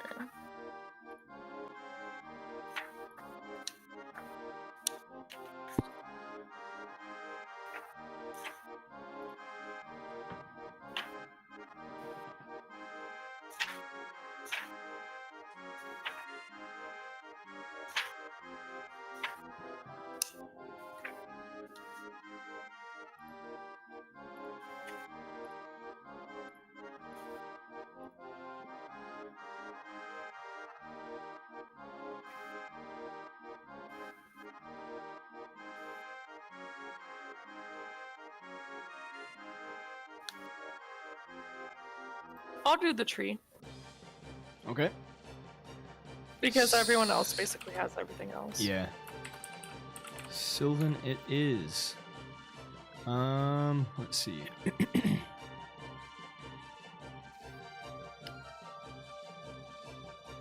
think we can actually move on with leveling up. Or actually, let's get your inventory.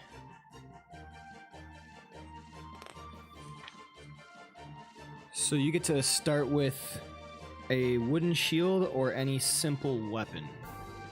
I chose simple weapon. Okay.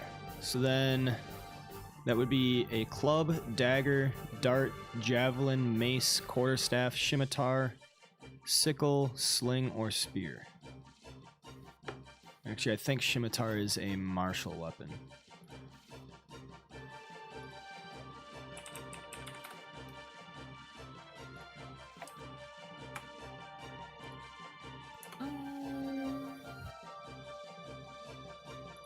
I know for the second one I want the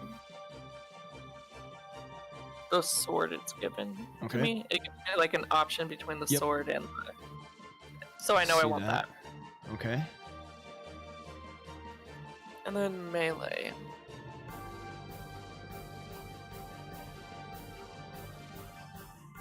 I don't know what would be another choice. I didn't really think about that before. I was like, I knew I wanted the sword thing.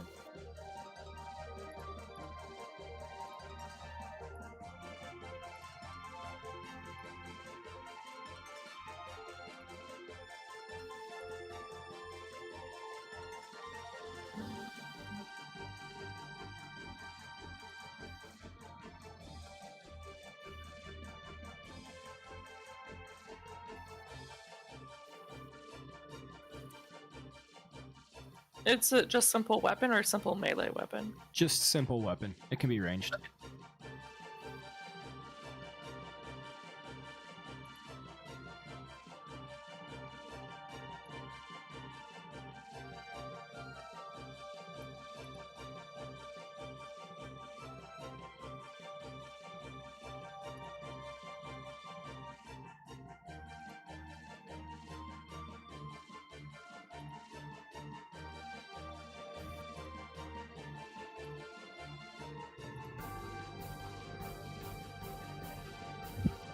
Does a crossbow count as one? Like, you can't use crossbows. oh, is that because of metal? You're not proficient in it, and because of metal. Oh. Or no, metal is just for shields and armor. You can use curved metal weapons. That's why you can use a scimitar, because it's curved. Yeah, okay. And you can also use a sickle. For ranged, I would think like sling.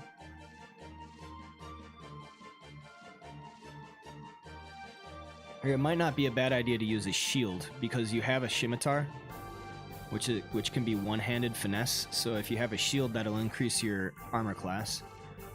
Okay, I'll do that. Okay.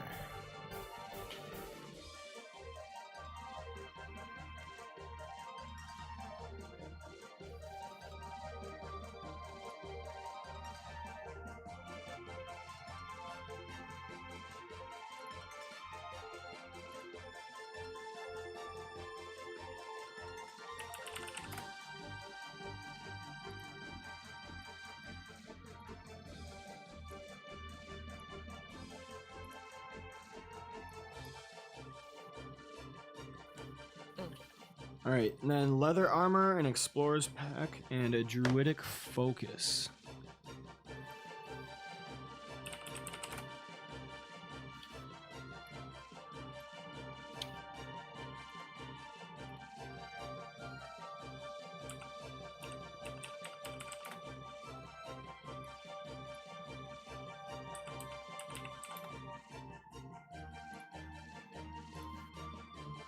It's nice that you can see everything that you have.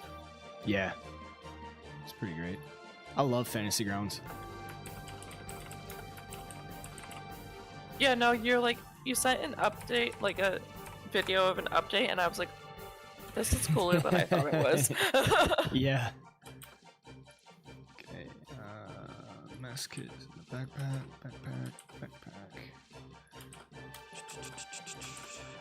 And then your background had some stuff as well. Yeah, I'll go flip to my background for you. Okay, so a staff. Oh, I found it.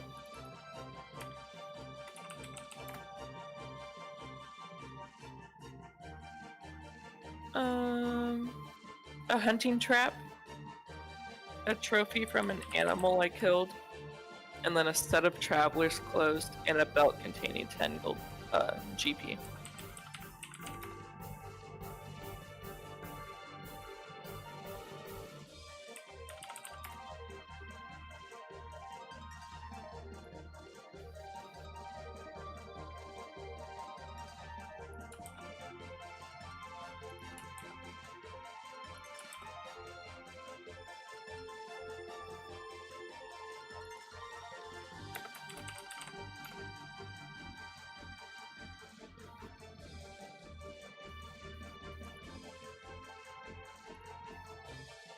Alright, so what kind of trophy do you want from an animal?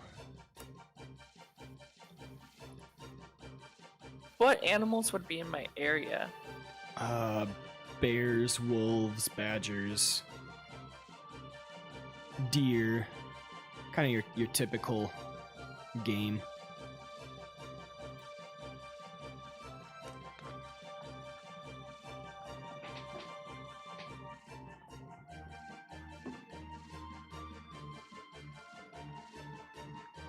You can have like a bear claw trophy or something like that.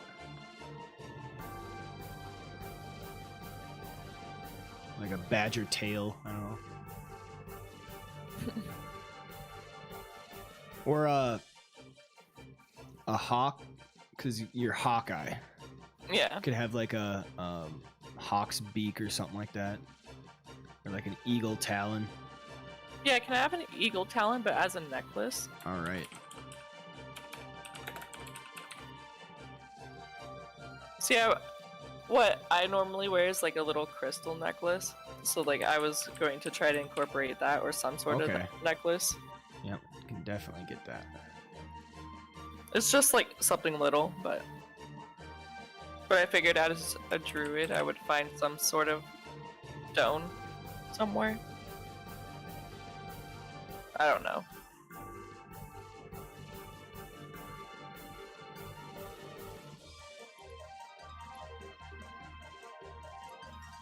Yeah, I was either thinking of the eagle talon as a necklace or like bear pelt as like a headpiece or like a pelt yeah, as to a wear headpiece. over your head, that'd be cool. That would be sweet. I don't know if a bear or wolf would look cooler. Okay, so we pretty much think we're good for level 1. Okay, can I actually do the bear pelt as a headpiece? Sorry. Yep, can definitely do that. And then I'll just do,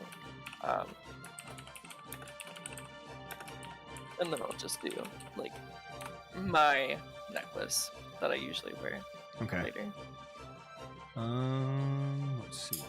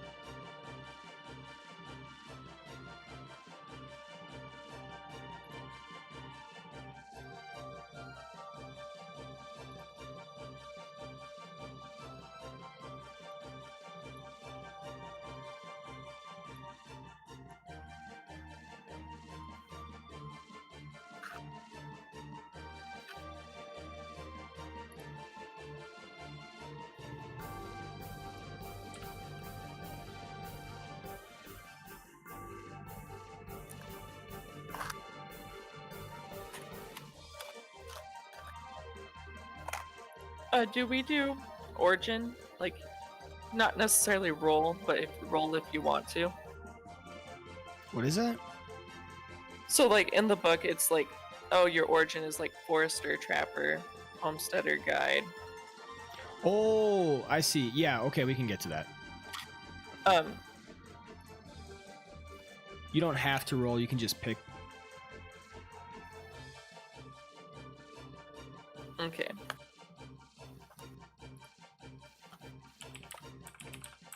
Yeah, if I don't know, I'll probably just roll with one of my dice here, and then I can read it off for you if you'd like me to. I have them all in front of me, so. Yeah, just give me a second, because I got something I'm kind of working on. Let's see.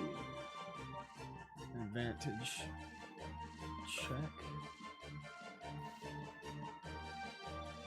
You have advantage on wisdom checks.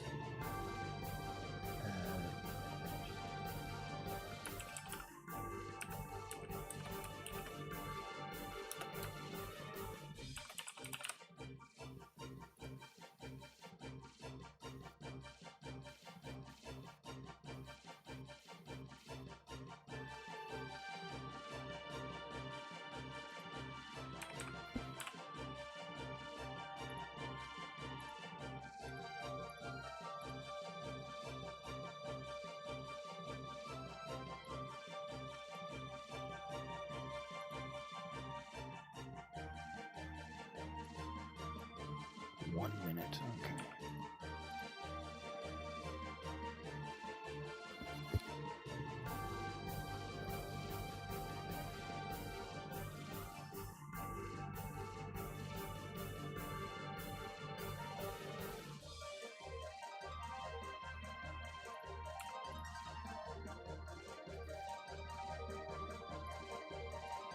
There we go. Okay. So we can get to the tables. Are you talking about the Outlander personality trait, ideal bond, and flaws stuff? Mm-hmm. Okay. Go ahead and let me know.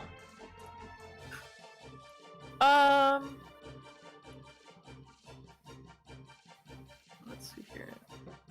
I'm just gonna probably roll for them, and if I don't like it, I'm just gonna pick something else. These are just a little extra added flavor for character creation. You can definitely come up with things on your own too. Okay.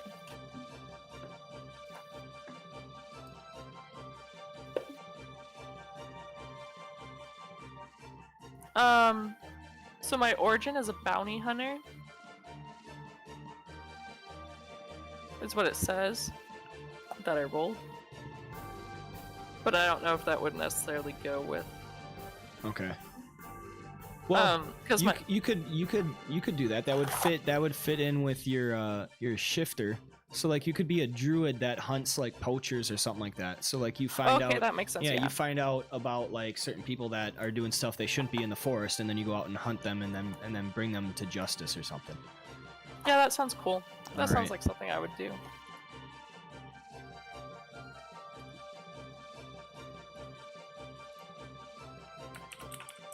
Oh, I see where it says that.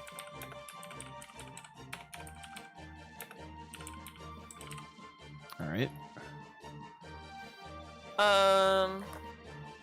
And then personality trait.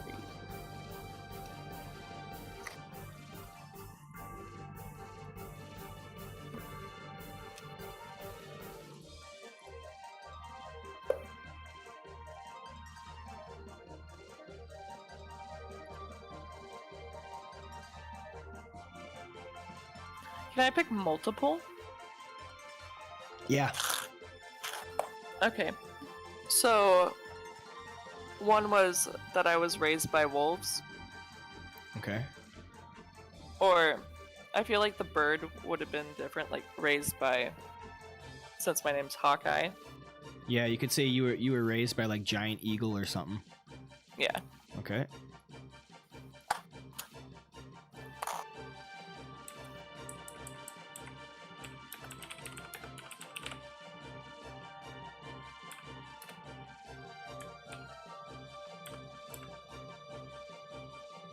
And then I feel far more comfortable around animals than people.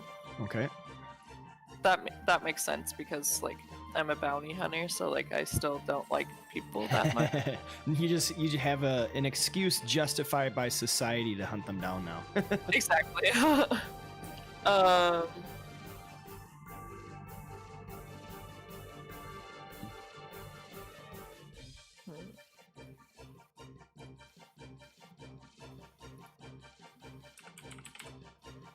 But then I'm also friendly, so like if they're friendly for me, then I watch over my friends as if they were a litter of newborn pups. So like, although I'm more comfortable around people, if they're my friends, then it's different. Alright. Yeah. Watch over my friends as if they were... A litter of newborn pups, is what it says in the book. Okay. Whoops.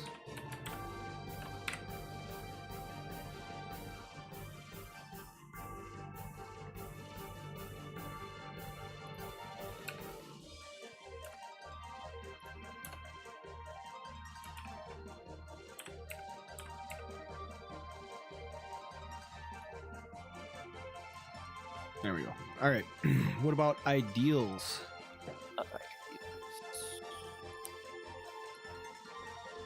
Oh, I almost didn't see that in the book, but I found it. And these kind of tie into your alignment as well. So like if you pick evil or whatever, that might not fit into the way you're trying to build your character. So then we probably wouldn't want to use that. Yeah. The one I rolled that was actually perfect. It was the natural world is more important than all the constructs of civilization. All right. Perfect for a druid. Yeah, I was like, that was literally the perfect one, and I just rolled it. All right, what about bonds? So these are like bonds can be important in that it kind of gives the dungeon master a clue into what motivates you. Same with ideals. So like if you pick the bond, the first one, my family, clan, or tribe is the most important thing in my life, even when they are far from me. Let's say that you're on an adventure far from home and you hear wind that your tribe is in danger. If you're playing your character close to your bond, then you might want to leave that adventure and go help out your tribe. You know what I mean? And that's kind of something that the dungeon master can do, where I can say, okay, I'm gonna test this out. I'm gonna leave this here, and then I can do interesting things like that within the campaign, according to how your bonds are. Though I will admit, I am a still relatively new DM, and as of yet, I haven't really figured out a way I'm comfortable with doing that. Things like these kind of definitely come out in roleplay, but as for actually changing the adventure, I'm not comfortable making those decisions yet, so don't expect any huge surprises. Yeah.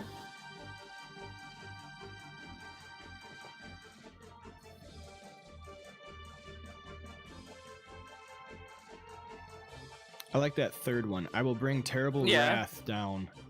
That's kind of like the bounty hunter thing.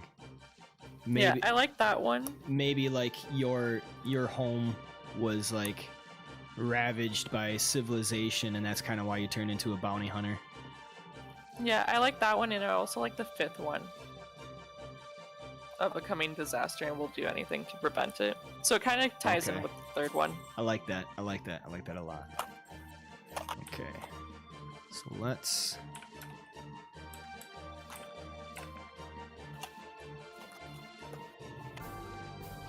All right, how about some flaws? The one that makes most sense for what I picked so far is the I am slow to trust members of other races, tribes, and societies. Perfect. I didn't really need to roll for that. It just kind of fit with the personality traits. All right, anything else?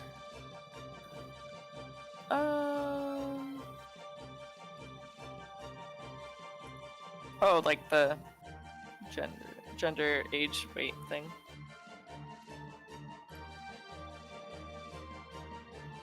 Oh, okay.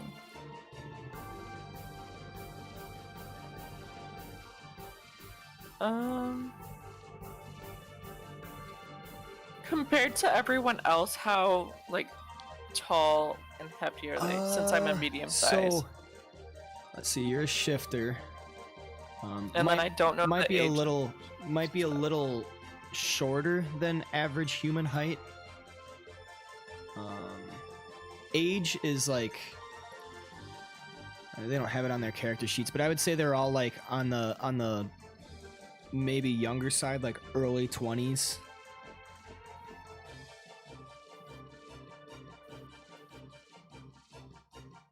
Okay. I'll just put my height. I don't know if that would be pretty good as medium, because it's not insane. Yeah, that's tall or short. This stuff like that doesn't come into too much serious play, so it doesn't come into play too much. Unless you're like in a really small space. Yeah. All right, true neutral. That's the one I was kind of reading. It's more like don't really care. Yeah. Unless it's like something that bothers me. Yeah. Not necessarily for good or for true bad. Neutral is like you don't follow any ideal. Like you're more just about yourself, what you see and what you find important. So that works a lot with druids because they're all about like preserving the balance of life. So like there's good, but there's also evil, and it needs to be in balance so that the good doesn't get too much, or also that the evil doesn't become too much. That makes.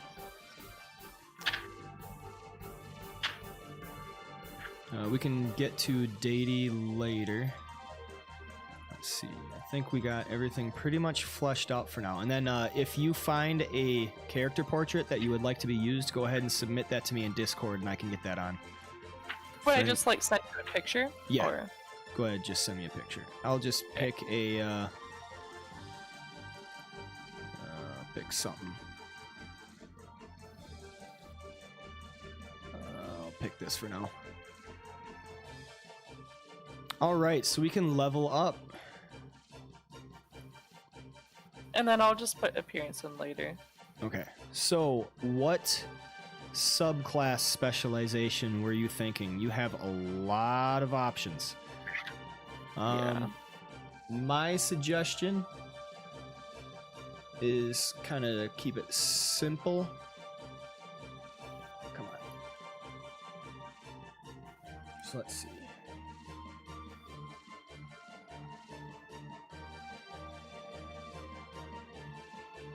Is that like Circle of the Land or Circle of the Moon? Yes. Okay. Circle of the Moon is definitely good. Yeah, I was gonna ask you about that one because I was reading it like both things, and I was like, I don't know necessarily what would be more beneficial for this.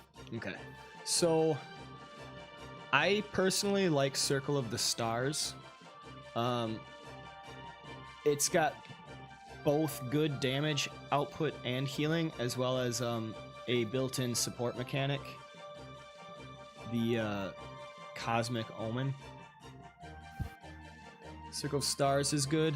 It's very balanced. Let's see. Circle of the Moon is also good. Circle of the Moon is kind of like the typical pick for people. It allows the druid to use. I'm sorry, what was that? I was just saying, how can I like look at them? Would it be in? It would be in classes. So let's see. Need to open that up for you.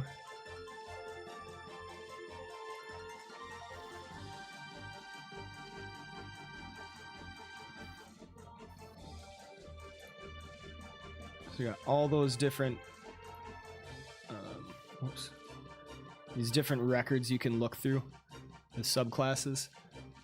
Circle of the Moon is good. It allows the druid to use Wild Shape as a combat form. So you could actually fulfill like the defender or like the tank if you build that.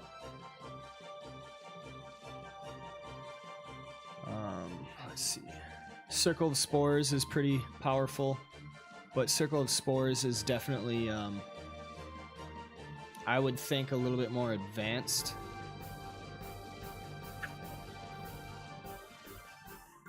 Circle of the Land is always good. Circle of the Land is the base generic druid.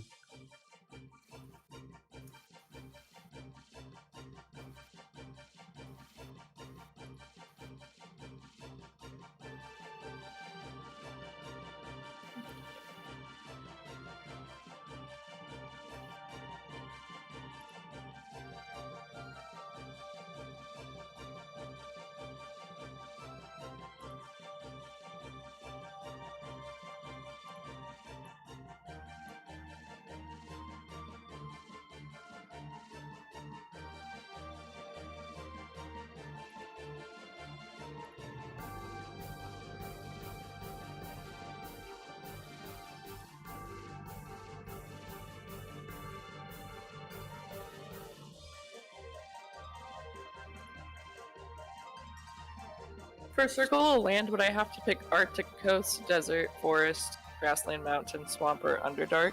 Yeah, you would pick one of those.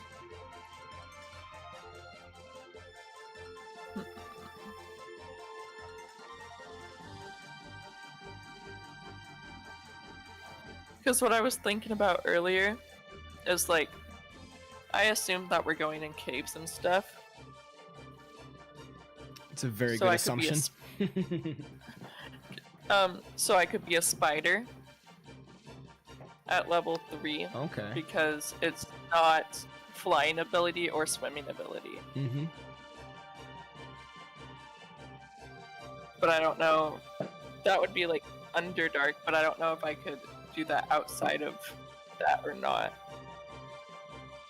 Well, you don't want to get too into building your character situational for where the party is currently at, because you never really know where the campaign is going to go. So this campaign is kind of in the grasslands area, and there's caves, but there's also a castle dungeon. Oh, okay. So I mean, I guess you would find spiders like anywhere. Yeah, and you're probably going to end up fighting a lot of dragons and dragon kind as well. Mm-hmm. So let's see.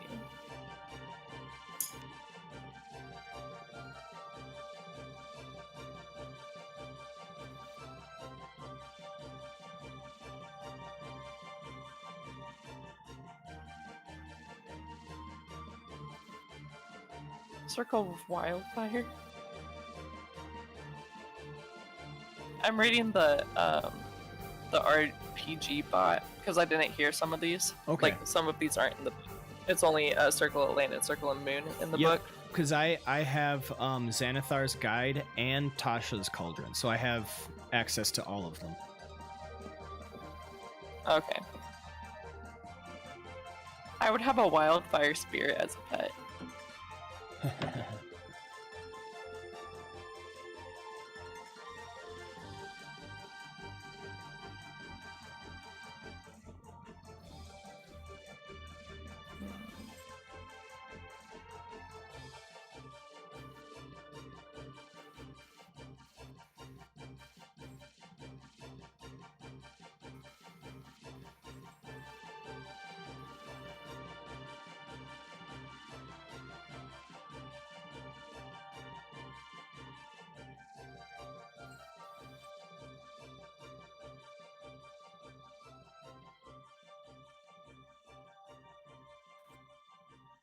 What necessarily does the Circle of Stars do? Like, I'm reading it right now, but... Okay, let me look at that. So I think that's a new one. If I was picking a druid, I would pick the Circle of Stars.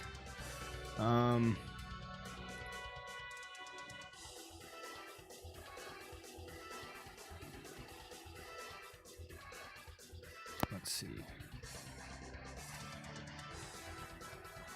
Oh, damn. Okay, so you get a star map at level 2, which is like a tiny object that serves as a spellcasting focus.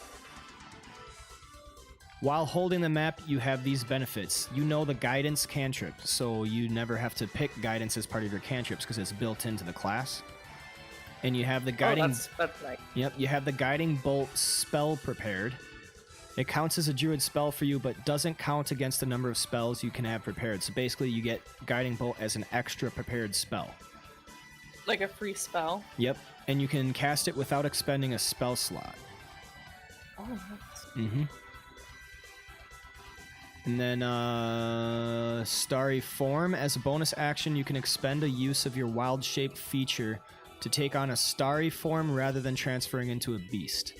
While in this form, you retain your game stats, but your body becomes luminous.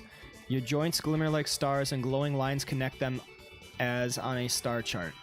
This form sheds bright light in a 10-foot radius and dim light for an additional 10 feet, lasting for 10 minutes. Whenever you assume your starry form, choose which of the following constellations glimmers on your body, which can determine certain benefits. You could choose the Archer, which, as a bonus action on your subsequent turns while it lasts, you can make a ranged spell attack, hurling a luminous arrow that targets one creature. On a hit, it deals radiant damage equal to 1d8 plus your wisdom. Chalice lets you cast a spell using a spell slot that restores hit points to a creature. You or another creature within 30 feet of you can regain hit points. And you can assume Dragon, which, when you make an intelligence or wisdom check or a constitution saving throw to maintain concentration on a spell, you can treat a roll of 9 or lower on the d20 as a 10. So it has a lot of utility. That starry form is pretty damn powerful because you have built-in healing, you also have built-in ranged attack, and then you can light the way in the dark. Yeah, I'll probably do that. You want Circle of Stars? I'm sorry. It feels like it would be. Is my mic muted? No, I can hear you. Oh, okay. Yeah, I was saying that Okay. Circle of Dreams also seems kind of cool, but I think Circle of Stars would be most beneficial. Okay, yeah, I like stars. Everything I was reading about it, it seems very easy to use and always has an answer in every situation. So, Circle of Stars. Which one would that be? What's the dragon thing under it? Sorry. If you're looking at the subclass, if you scroll down to the bottom, it has all the different features. Just look at Starry Form, and then scroll down, and it shows you. Where would I find subclass again? You know, Okay.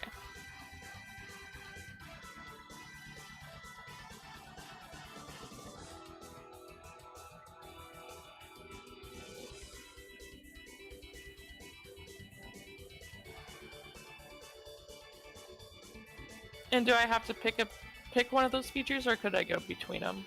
you can go between them. Okay. Whenever you go into your Starry Form, you pick one of those features, I think. Oh, okay. But like if you pick Dragon this time, you can pick Chalice a different time. Okay. I was like, dragon seems kind of cool because that's very nice if I rolled low numbers.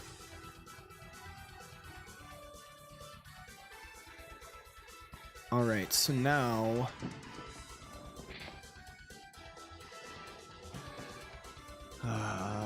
you get another spell slot, and you get to pick another spell. So you can have... I actually have to add the guidance.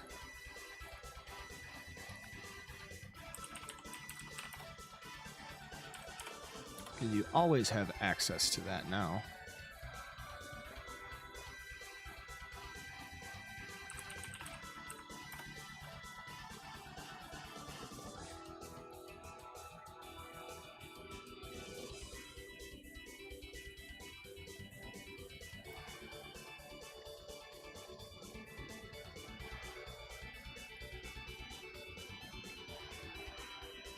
Right.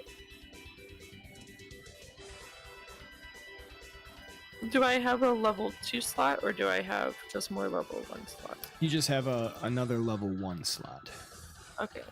One more level 1.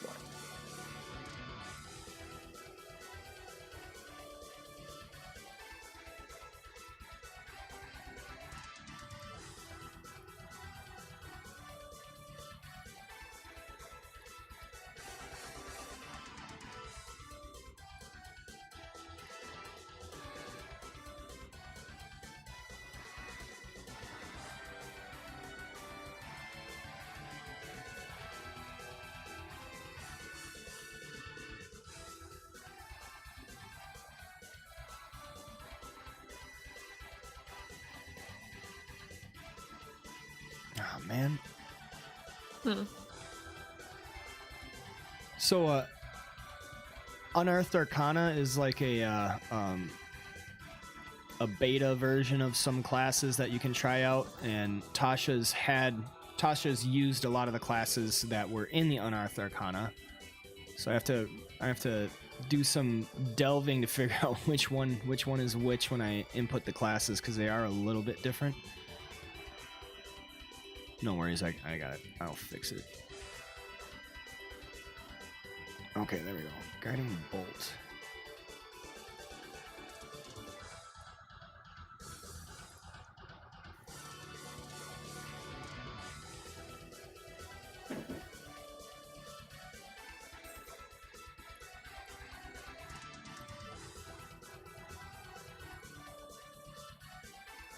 I'll be right back. Somebody knocked on my door. I think Okay. it's for a package or something.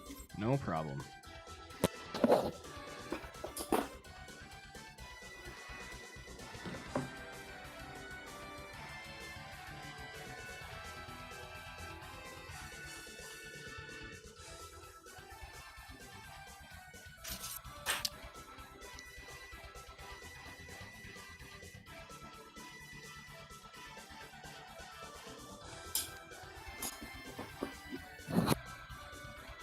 Yeah, it was a package for my dad. Star map. Star form. Oops.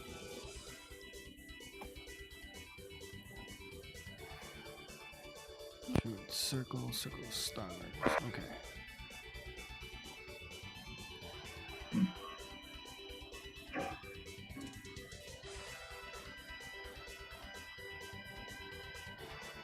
All right, so you get to pick another leveled spell of level 1 for turning level 2.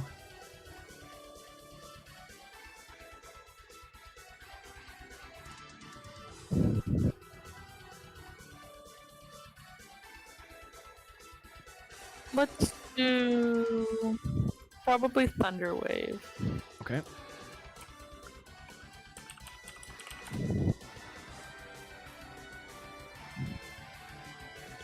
And I got some things I need to put in here. There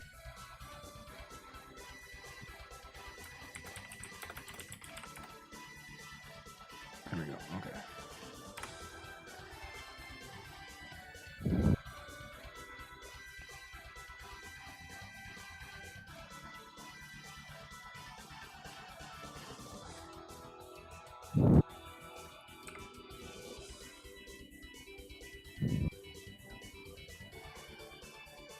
Oh, you're putting like how much damage it does?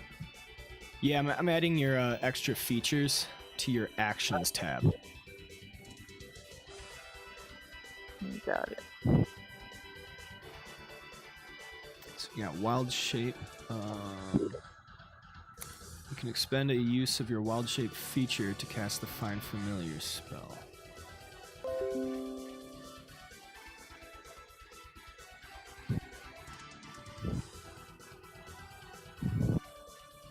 Do I have an automatic familiar?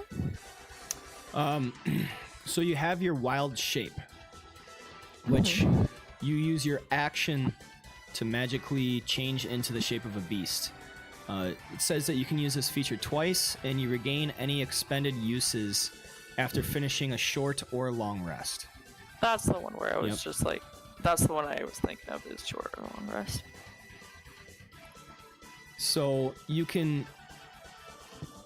have two uses of this, but you can expend one use by summoning, by summoning a spirit companion. So you basically cast Find Familiar, but it uses one cast of your wild shape. And then whenever you use the spell in that way, the familiar is a fae instead of a beast.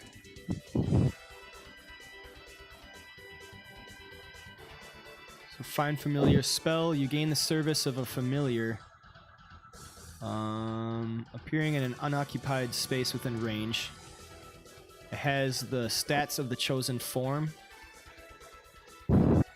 acting independently of you but always obeying your commands. In combat, it rolls its own initiative and acts on its own turn. It can't attack, but it can take other actions as normal. Okay. So yeah, like if there's a key, you can tell the familiar to go grab that key and bring it to you or something like that. Okay. So Wild Companion is there.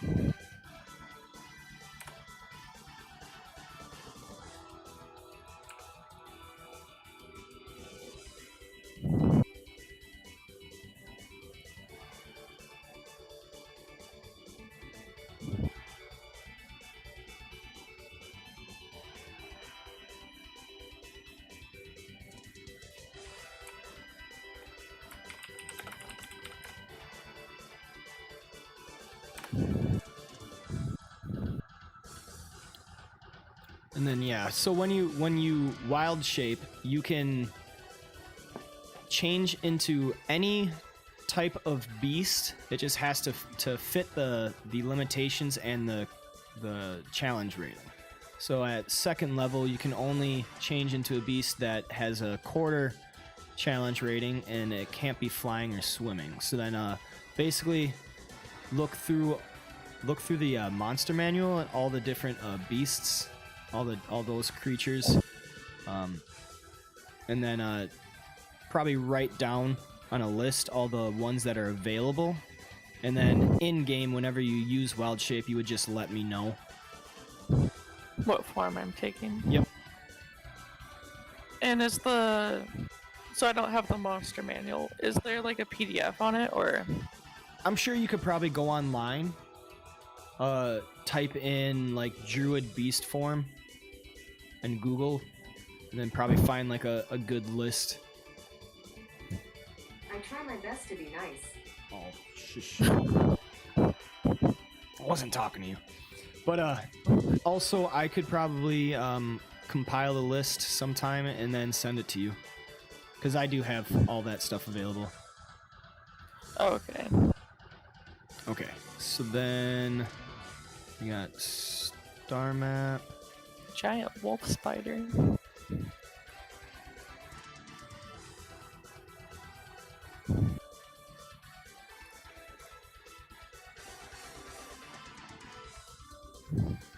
I could be a dinosaur. Yeah, you could. Oh, like crocodile I couldn't do and shark I couldn't do because of swimming. For now. Yet.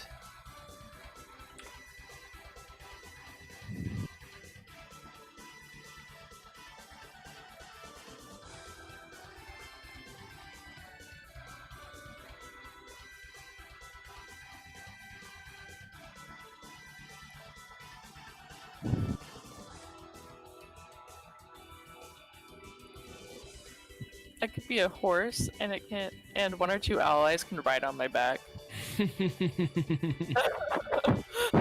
Perfect. Okay, I got all the wild shape stuff put in there for you. Let's see.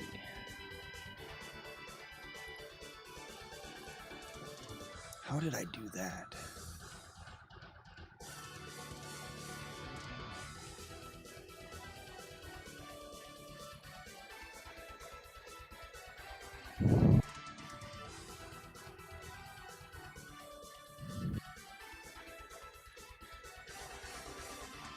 Oh, I think that's...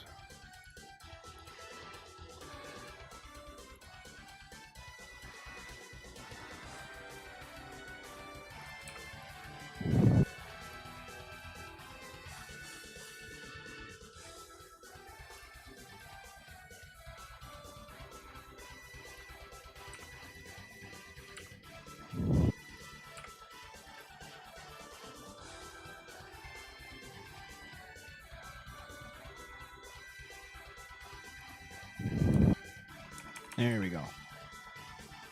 Think that works? Yep, that works. Okay, perfect. So, let's see. I think we're good for level 2. Okay. It's got Thunder Wave, and then I got your extra guidance. I got your Guiding Bolt. All right, level 3.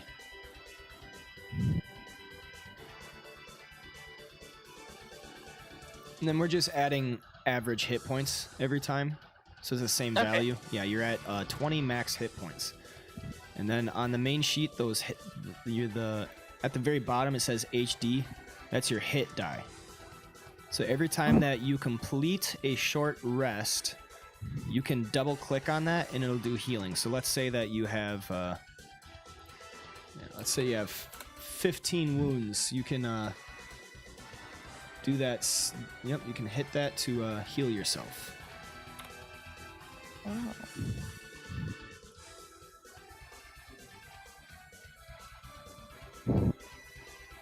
All right, so at level 3, you now have second level spell slots. So your number of spells that you can prepare is still the same. 3 plus your druid level. So your druid level is now 3. So you can have a total number of 6 leveled spells prepared. Guiding Bolt does not count to that because that's part of your class feature. But you have 5 spells picked, so you get to pick 1 more spell. You can also interchange these. So if you want to get rid of a level 1 to have 2 level 2s, or else you can just pick 1 level 2 right now.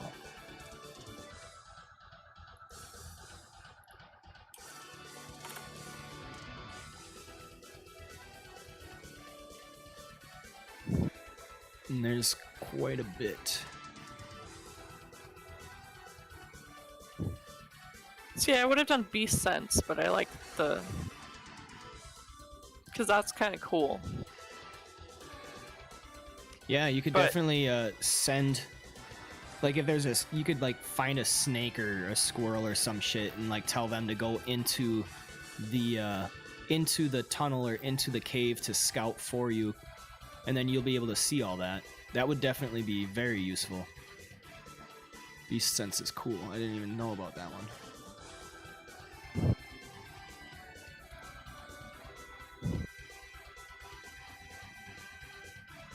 And then... Enhanceability is pretty good too. It has a lot of different uses.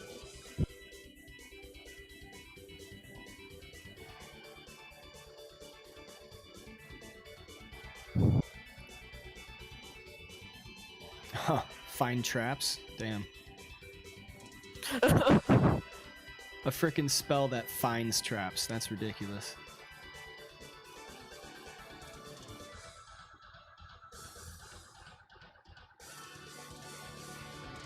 So the one I have now is Beast Spawn, and that's where they can attack for me, right?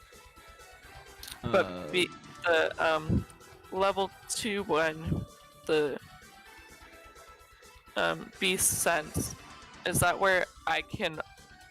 So I see and hear through them, but they're not attacking, right? While the link is active, the beast gains advantage on attack rolls against any creature within 5 feet of you that you can see. But you don't actually command them to attack. You can speak to them, but they still have their own will. Oh, okay. Animal form, or animal friendship, is trying to get it to where it would be willing to be able to use that.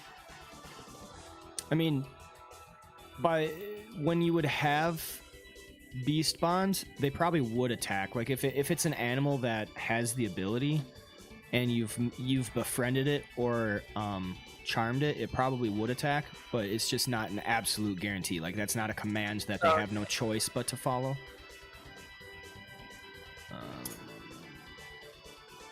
Animal friendship.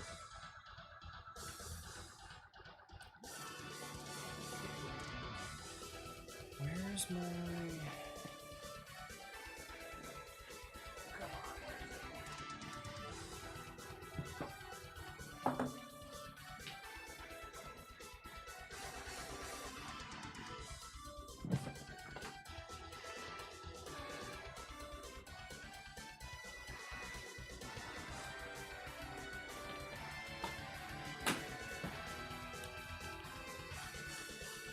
So, animal friendship basically charms the beast. And what charming does is it means that they cannot perform any action that would harm you or your allies. And then you have advantage on any social interactions. So, if you were to charm a beast and you wanted them to fight for you, you would roll a persuasion. Yeah, you would roll a persuasion check or maybe animal handling or something to try and persuade the creature to fight for you. And if you succeed on that check, then yes, they would fight for you, and then they would certainly get into combat for you. And because they are charmed, you would have advantage on that roll. Okay, so I wouldn't necessarily need Beast Bond after that.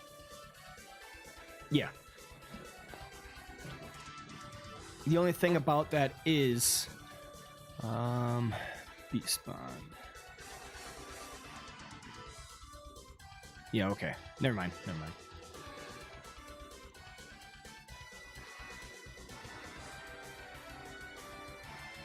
So with animal friendship, if I could persuade the animal/beast to fight for me, I wouldn't necessarily need beast bond at that point, so I could just open up another one.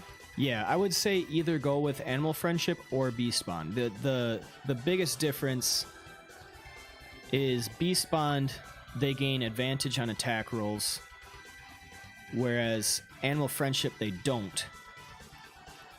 So beast bond would be more for like the combat side, but the kicker is animal friendship you can cast on any beast at any time, regardless of their disposition towards you. Whereas beast bond, the beast has to be friendly or charmed by you. Okay, then can I switch beast bond with let's see.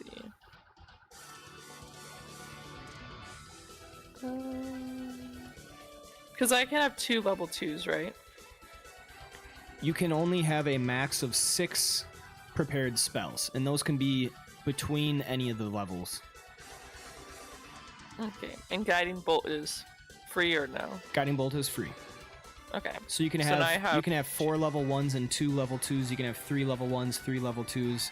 You can have 5 level 1s, 1 level 2. You could have all level 1s.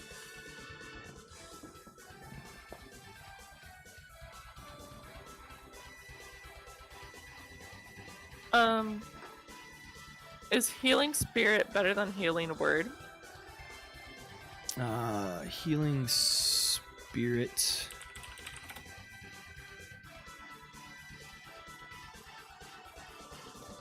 Okay, they're both bonus actions.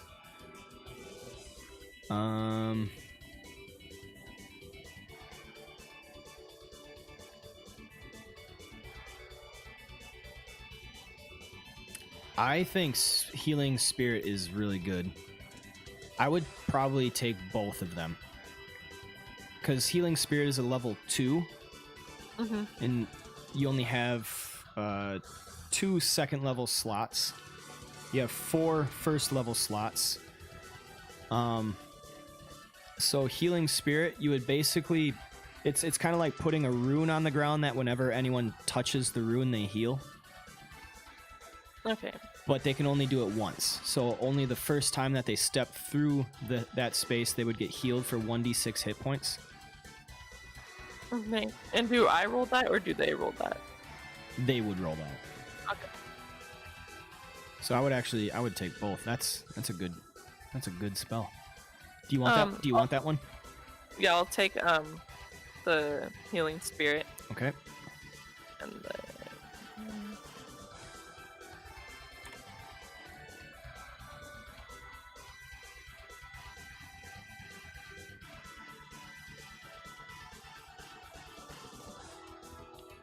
Hold Person is a very, very good spell.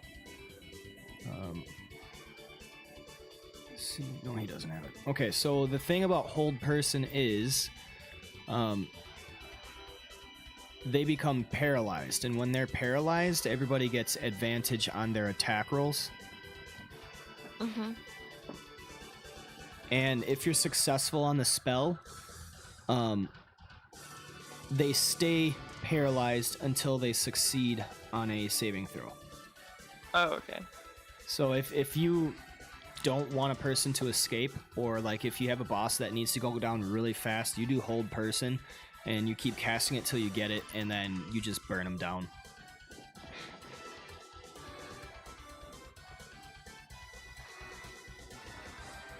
Yeah, a lot of these are really good.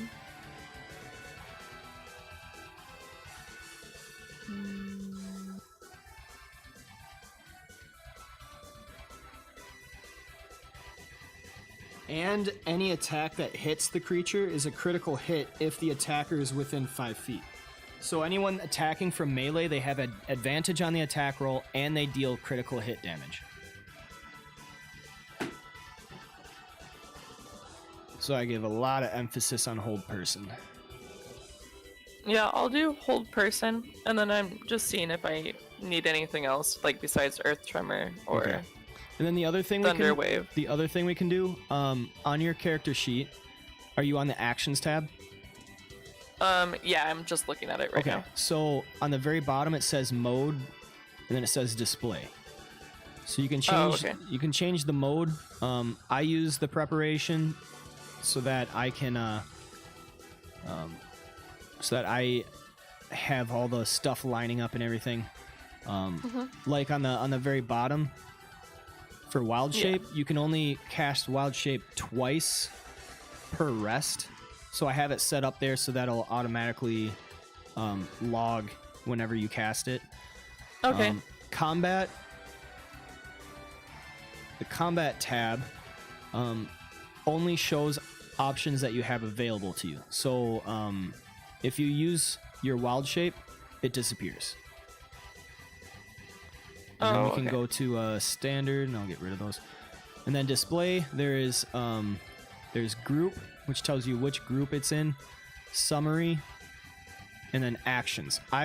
In combat, I always have it on actions, because that shows you the different buttons that you can press that we will go over. But anyway, what we can do since you prepare, we could put all your spells in here, and then after a short rest, all we'll do is we'll put prepared under all the ones that you have prepared. You know what I mean? Because then you don't have to keep a separate list. You could just have all the spells you like in there.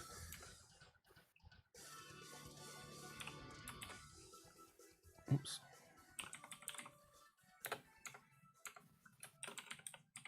And then just type in which ones are actually prepared for the given day. Okay, and then I'll just make probably note cards on the other ones. Okay. Or I have it on my phone, so I could just always look it up. All right. Like I have a D&D spell 5e on my phone. Oh, I do too. Okay, so 6 spells. I think that's. Let me check just to make sure.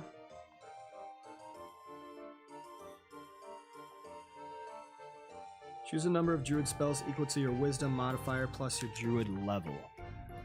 Wisdom modifier is 3, level is 3, so 6. Yes, that is correct. All right.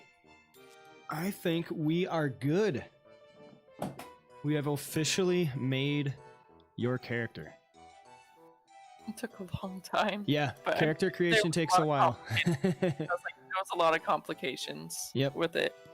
It's even longer when you don't know what you're doing, which is why I really wanted to run you through this, get you a little rundown, help you out. And then, how do you change your... Oh, I think I found it. Colors. What color isn't taken? I don't even know. I can't see that. I think someone has yellow, I have green, someone has black.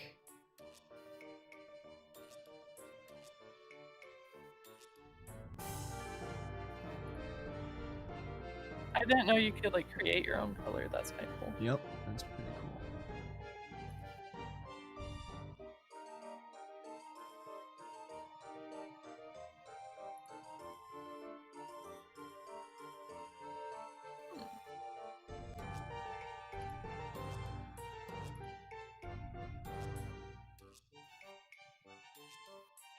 Okay, I'm probably just gonna play around with colors and stuff. I was going to run you through a really quick encounter too, just so that we could get that down. Okay.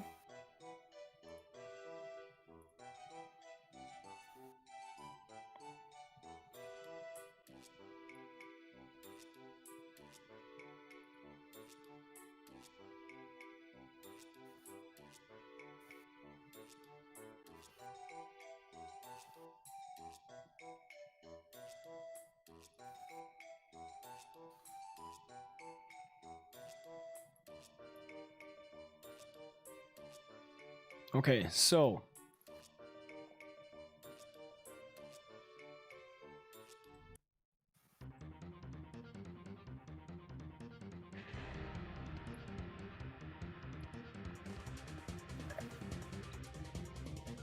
My that dice didn't will be work. back.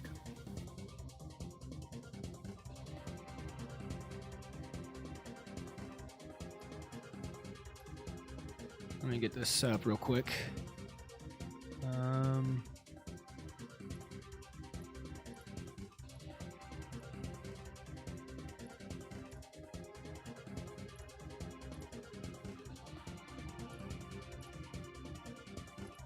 Shoot, I don't know where I just put my character. How would I open my character again? You can double click or click on your character portrait in the very top left of the app. Oh, I found it. Yep. And then you can also double click that to open whatever map your character token is currently on. Oh, okay. Did that work or no? Oh yeah. Not necessarily the character token because I don't think my character Okay, here. token's on So- somewhere yet. Well, you see that map? Yes. Okay, so you are in the middle of a street staring at crossroads with 3 kobolds. So what I need you to do is start the encounter by rolling initiative. So you go to your main tab, and in the very middle it says INIT. That's your initiative. All you do is double click that.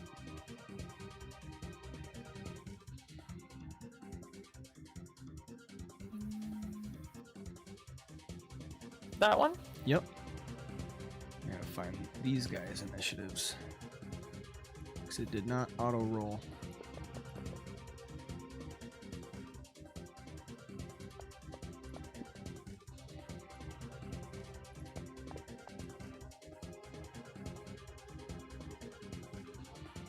Oh no, that was intelligence. In the very, very middle. Oh, I see it. Initiative, right by your AC. I actually want to make sure that your AC is correct. We have leather armor, which is AC base of 11. And you get to add your dexterity. Shield is +2.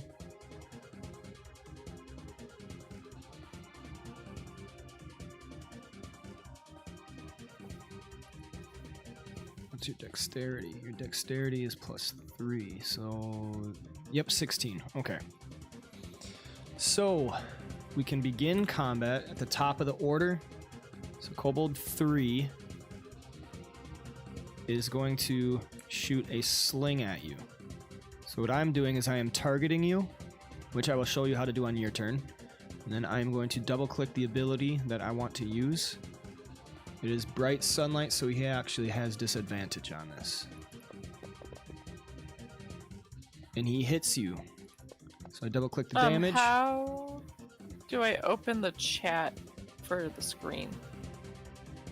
Just so I can see like what I roll and stuff. The chat, Or is did it? you close it?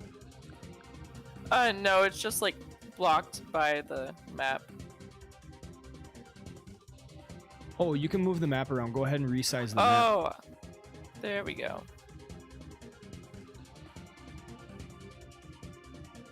I see what you mean now. Okay, so he hit you, and he dealt 3 points of damage. So then on the combat tracker, you should still be able to see my screen in Discord. On the combat tracker, there is this little button down on the bottom left that says Next Actor. I click that to end my turn. Kobold 2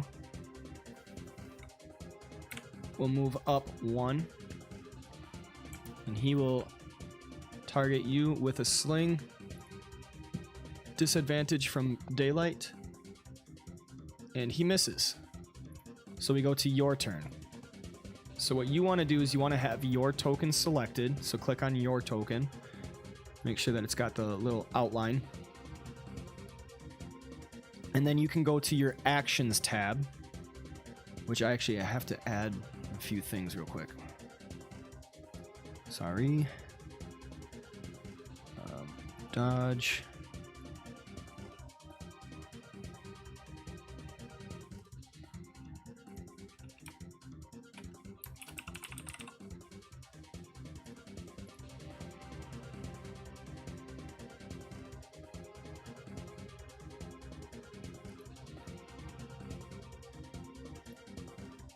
and help.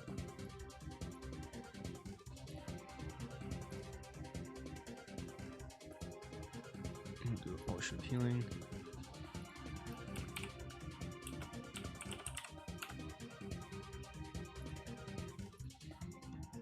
Alright, we should be good. Alright, so what would you like to do? And I will run you through it. Let's see here.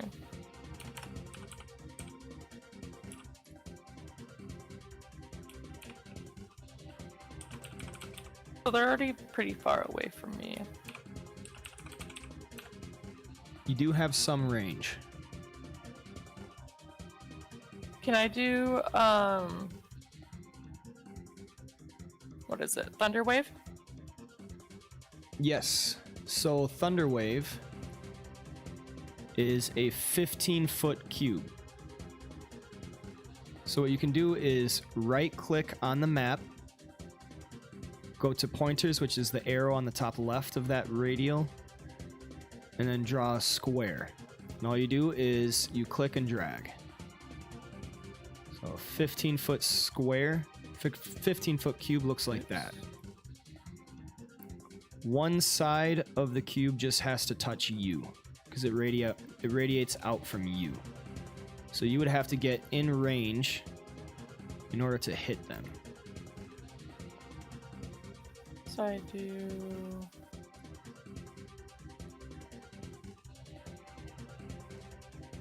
How do I make that again? Right click on the map, brings up a radial menu. Pick the top left pointer, there's an arrow. It says pointers. Oh. Yep, and then you have a cone, circle, square, or an arrow. Another way you can do that is with a temporary one that only lasts as long as you click it again. So if you hold down the right and left mouse button at the same time, that draws an arrow. And then the next time you click the right and left mouse button, it disappears. If you hold down shift while you do that, it makes a square. If you hold down control, it makes a circle. And alt does a cone. How do you delete? Oh, never mind. There you go. Figured it out. Yep. And then if you want to move that square, you just go to the center where it has the little white square come up. Yep, just like that. And then you can change the size because this is 15, so it needs to be like that. Mm-hmm. So if you want to hit both of those kobolds, something like that. Otherwise, that's the area of effect. Yeah, I'll do it right there. Okay, and then, so now you have to move within range.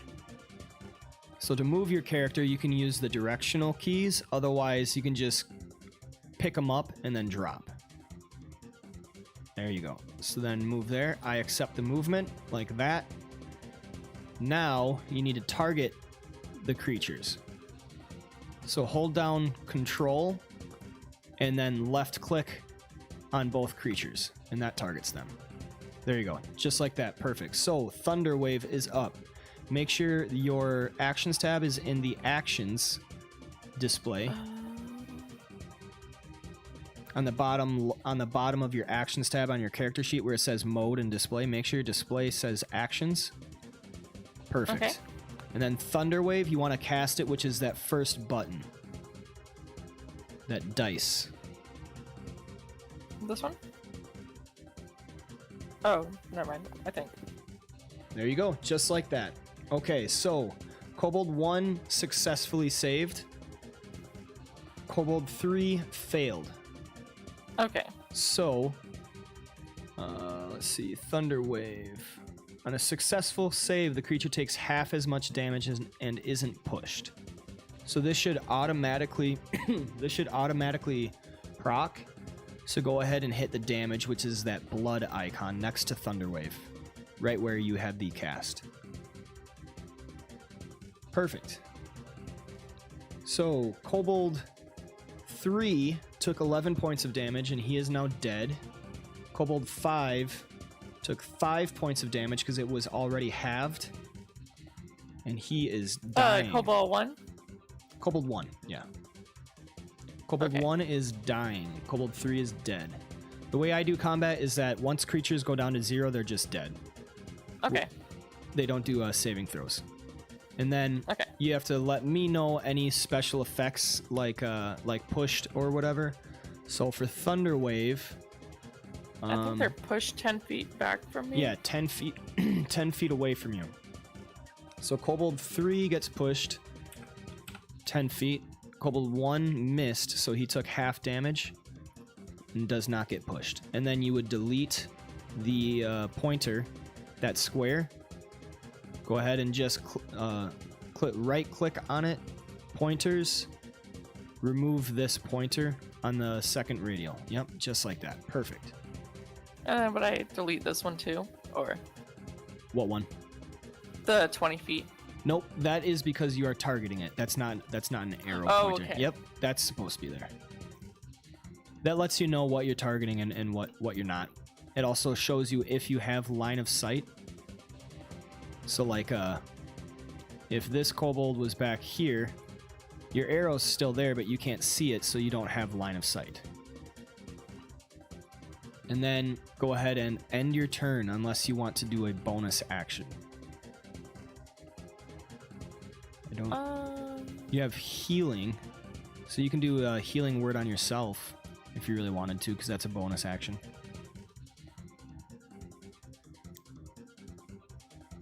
Let's do.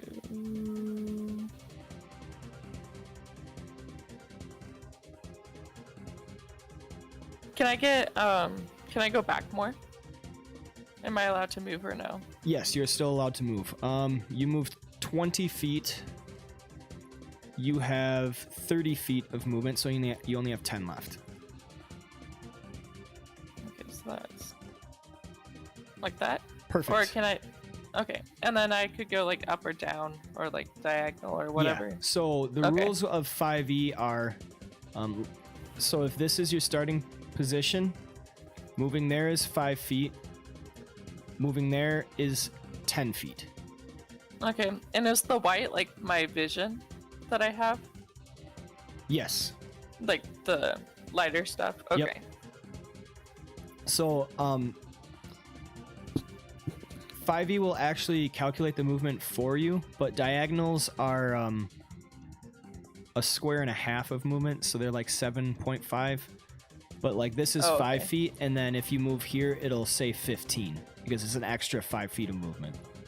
Oh, okay. Just so you're aware. Okay.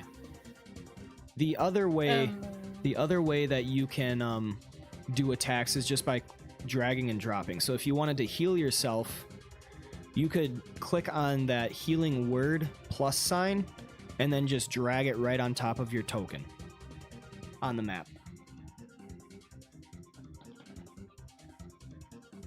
I'm just gonna try doing that.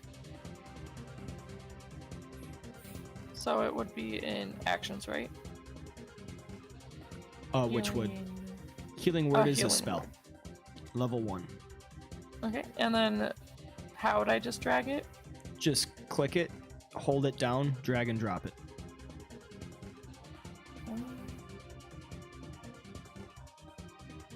Oh, like that. Perfect. Oh, okay. So one thing that you do need to remember is whenever you use a spell slot, you need to click it on your token. So at the very top of the actions, it says spell slots. Thunderwave was a spell slot, so click one of those circles on first. Yep. Okay. And then Healing Word is another spell slot, so we click on that. And then that is your turn. Go ahead and end it on the combat tracker, clicking the next actor.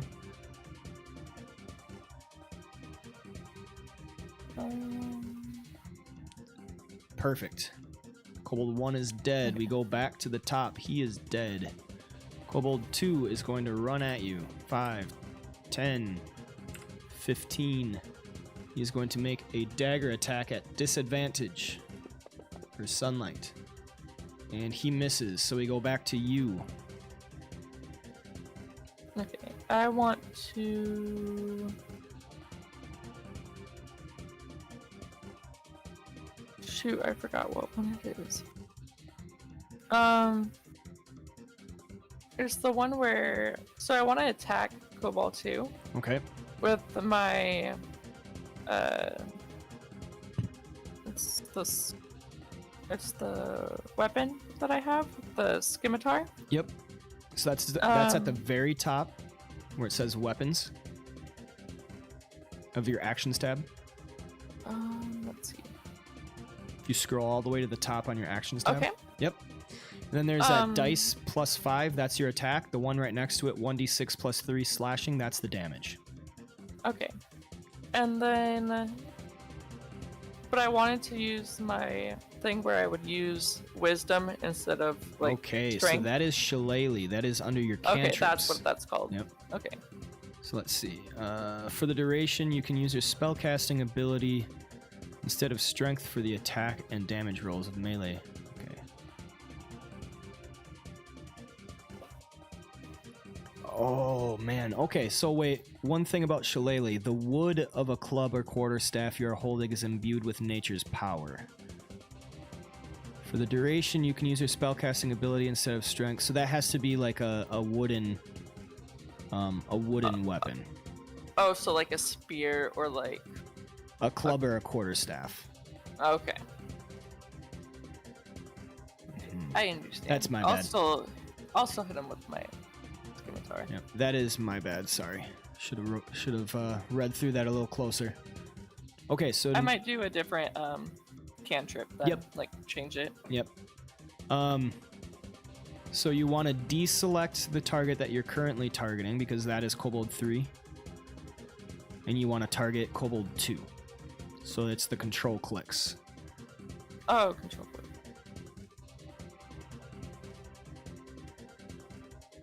Oops, I don't know what I just did. You're still targeting Kobold 3. And then there we go. Like that? Yep, just like that. Okay. And then would I hit the dice with the +5 to roll it? Yep.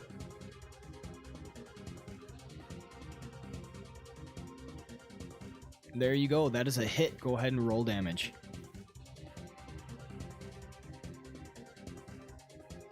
Nice. He is dead.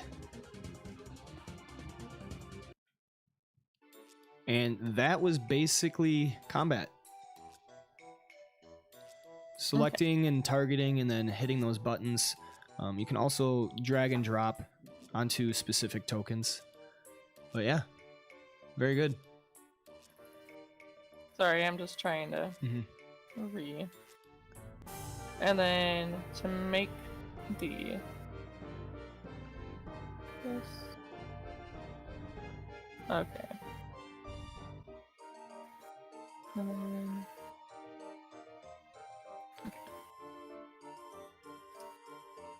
when we're in campaign, I might need a little bit of help again. Yep, that's fine. Okay, I was just like, I'm not completely used to this. Completely understandable. All right. And then just deselect my spell slots. Yeah, I got that. Oh, okay. I was just gonna put you through a long rest because that washes everything. All right, so we are good. Playing next Monday. And you've already assigned or signed up for that one. So yeah, we're good.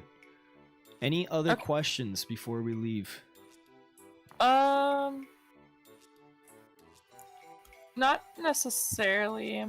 Oh, for what is it? Where is it at? Appearance. Oh, that's in notes. Got it. Yep, you can write all those flavor stuff in.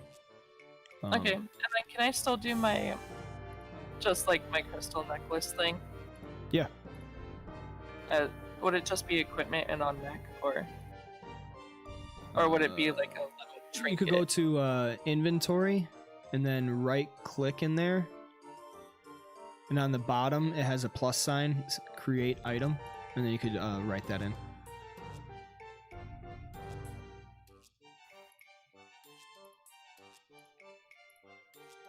Aha.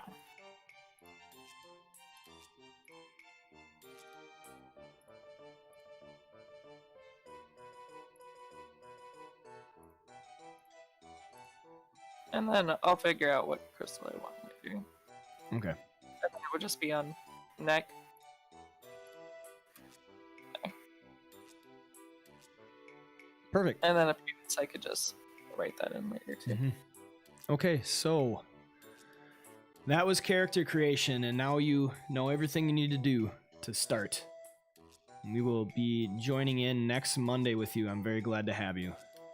Thank you. It's very nice to like be able to play, and I really appreciate it. All right, Otto. I will see you next time. Okay.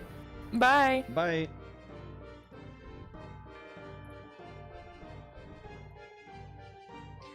Whew. Character creation ain't no joke, man. I have to change her nickname real quick. Let's see, how do I go about that? Profile? No. Mention call. Meet. Change nickname, there it is. Okay.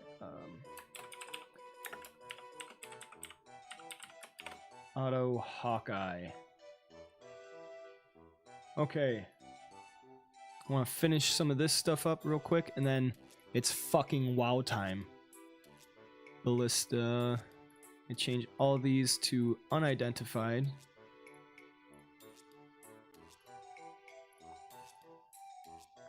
Battering ram. Boom.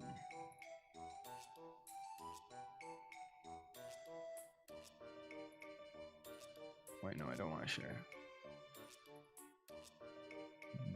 Blagothkus. Oh man, I got evil as fuck. Boulder attack. Brother came on. Bullywug. Captain Athelstan. What does this guy look like? Oh, he's in the cult. Carlin Amothel. Doesn't have a picture for him? Lame. Child Swift. Yeah, I should go back through and change some of these damn... What do you call it? Tokens. That's fine, that can be identified. Child Swift was identified. What am I doing? Castellan was identified. My goodness. Clay pot trap. Oh, they won't see that, that's fine. Cloud Giant statue. Collapsing trap. I don't want them to see that. Commoner, that's fine. Kragnor. Crocodile. Cultist. They've seen that. Cultist rearguard. Cuth Swift. Deer. They would know crocodile, wouldn't they? They would know deer too. Fuck it. Whatever. I just gotta get through this. They know Dragon Claw. Dragon Wing they don't know. These guys look kind of badass, don't they? Oh, it looks the same. Dralmorer. Bone Grey. Dralmorer. I don't know how the hell to pronounce it. Ettercaps. What do these bastards look like? Yeah, that's nasty. Ugh. Freezing armor. Frulam Mondath. They killed her so quickly. Gaston. Giant centipede. Giant frog. Giant lizard. Just a lot of giant creatures, I guess. Glazel. White dragon, okay. Golden stag. Great ooze, bad stuff. Bad. Griffin. They've seen guard. Guard Drake. Gundalin. Helmed Horror. That's badass. Hobgoblin. They haven't fought these yet. Hobgoblin Captain. Hulda. What is that? Stone Giant? Badass. Hulda. Hunter. Oh, they've seen that. Jamna Glim Silver. Gleam Silver. Knight. Kobold, they know. Langdodrosa, killed that guy. Leosin, Linan. Lizard folk, they have not identified. Maelgot. Mage. Magical Ward. Mere Lizard. Mircella. Needle Trap. Fucking Nessim Waladra, they saw that guy. Noble. Ogre, they haven't fought. Ogres look kind of badass. Ogre B. Anthar Froom. This guy's important. He's a dwarf. Anthar Froom. Orc. Ooh, they're fighting orcs in this one? Sweet. Otu. Ugh, do not want to catch one of them bitches. Periton. What is a Periton? Oh damn. Some magical jackalope thing. Farblex Spatterglue? Spatterglue? Oh, it's a grung. Prisoner. I've seen the prisoner. Private Traveler. Quicksand. They can see the Private Traveler. Ragnar Redtooth. Okay. Wrath Modar. Who's this guy? Oh, that's gonna be a badass dude. Armor class 13. 16 with mage armor. Okay. Wrath Modar. Raven's good. Resmir. Don't know her yet. Roper. Rug of Smothering. Okay, it's a little Aladdin genie lamp. Sandasil Morja. Oh, that is badass. What is she? Shape changer. Okay. Sergeant Markguth. Shambling Mound. Slippery Mud. Oh, that's a trap. A hazard, I should say. Sloped Roof is a hazard. Snap Jaw. What is that? Oh, Lizard Folk. Okay. That makes sense. Like a turtle. Sorvik. Don't know. Spectre. Oh, damn. That's cool. Spike Trap. Don't want him to see that. I think I got everything. Oh, no. Freaking page 2, man. Sturge. Stone Golem. Swarm of Bats. Swarm of Centipedes. Oh, fuck that. I hate centipedes. I do not want to deal with that at all. Talus the White. Lawful Evil. Oh, she's the white worm speaker, probably. Tarba Night Hill. Temple Door. I'll keep that identified. Tharmzid. Frying Pan. Trapped Curtain. Trapped Wardrobe. Okay, what is this at? Castle Neritar. Trupsin. Large Giant. Chaotic Evil. Ooh. What is that? Born with horrific appetites, trolls eat anything. Okay, so he's a troll. Interesting. Troglodyte. They don't know what those are. Troll. What does this troll looks like? Ugh. Vampire Spawn. Veteran. Seen that. Violet Fungus. They don't know what that is. Wiggleoff. Stone Giant. It's the same as the other one. Willow Wisp. Winged Kobold. I haven't seen that yet, actually. Wyvern, Wyvern. What do they got wyverns looking like? Okay. Interesting. Young Guard Drake. I think they've actually seen that. Yuan-Ti. They fight Yuan-Ti? Malazan? Oh man, that's badass. Yuan-Ti Pureblood.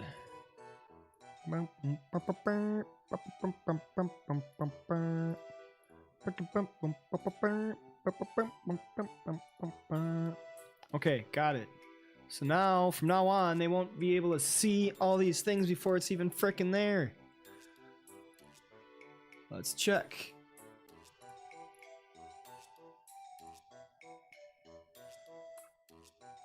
Troglodyte incursion. Yes, it is unidentified. There we go. Now I won't have to misremember shit. Is she still here? Is she adding stuff? She might be.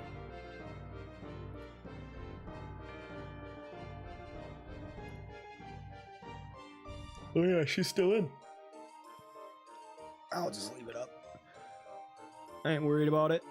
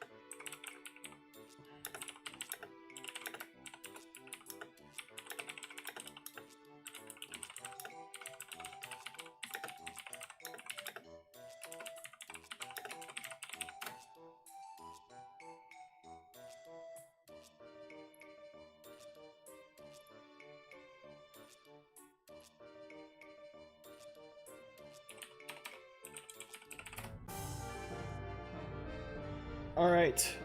I want to play some motherfucking WoW.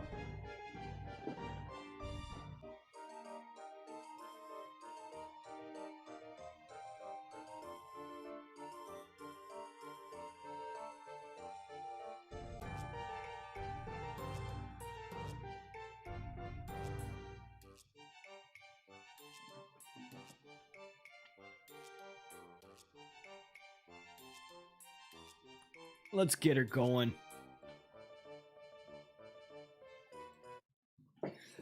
Turn that music off. All right. I got to do some things.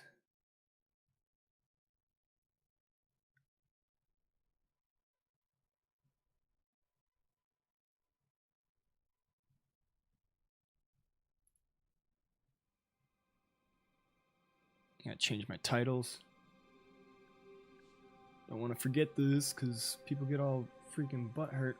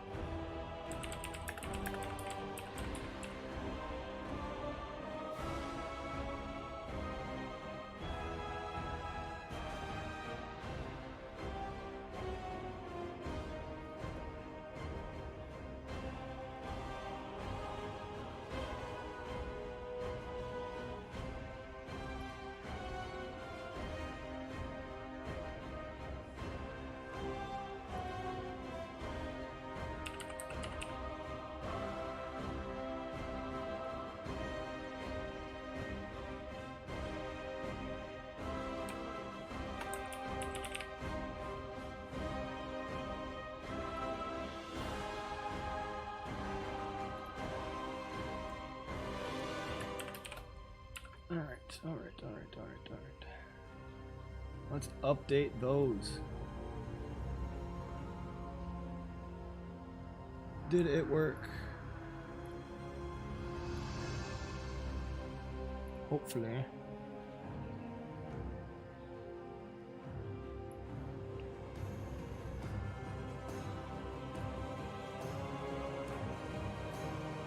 Oh my goodness, there's too much. I gotta end this. Gotta end it.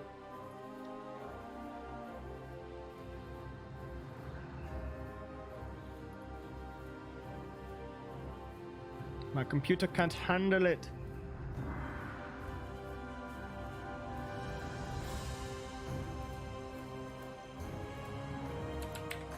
Oh my god.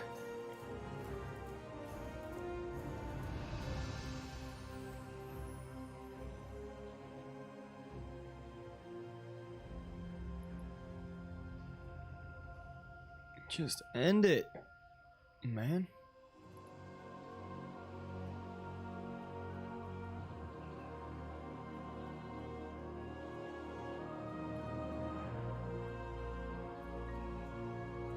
There we go. Okay.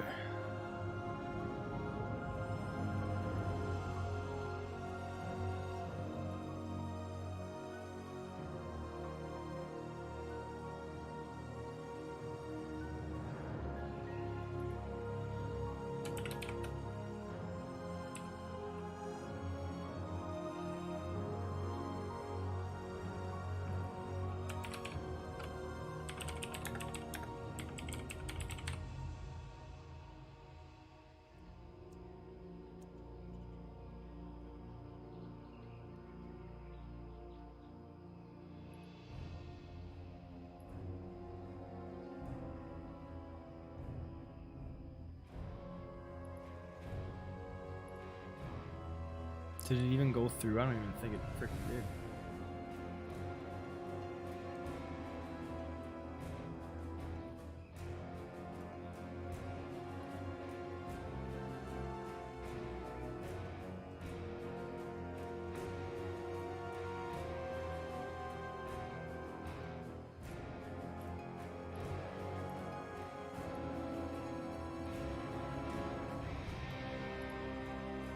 Okay, we're good. We're Gucci.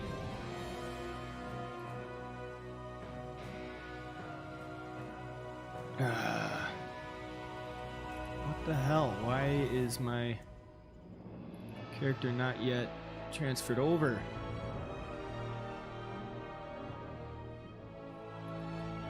Was it?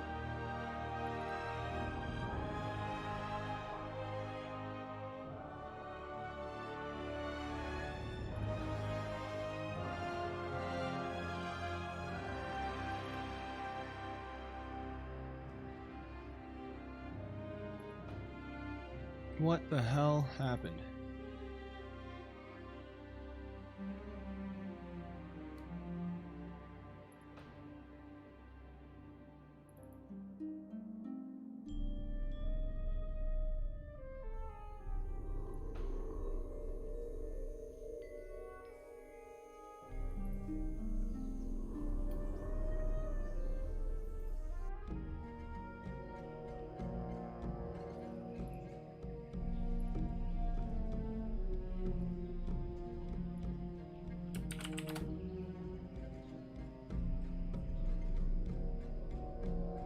Where's my frickin'... This is not good.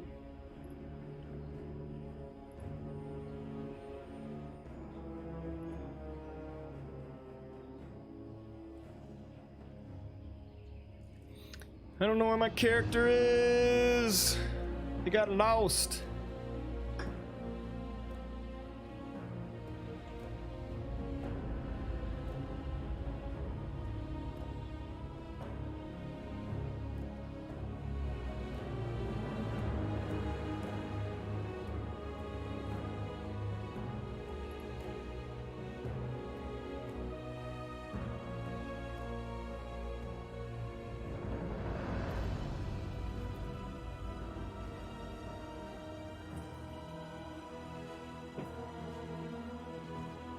I don't like that at all. Because I paid money to transfer it to the realm. That's not happened.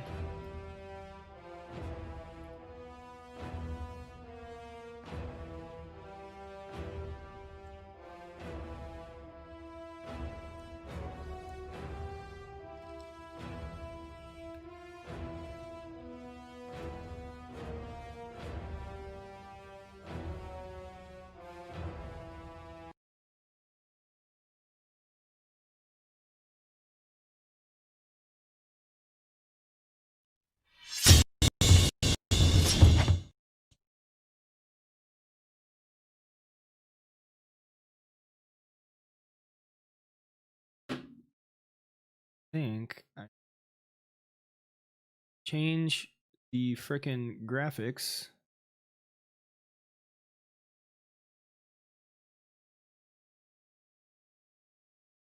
I don't know if my computer can handle it or what the hell is going on.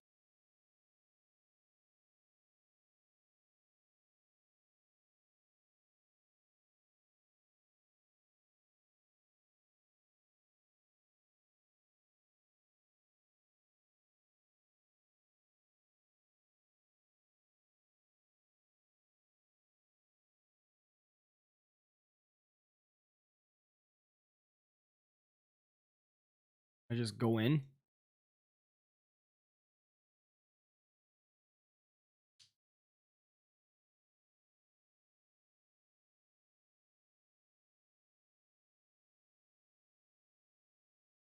Yes, I still need help. Let me contact you. Just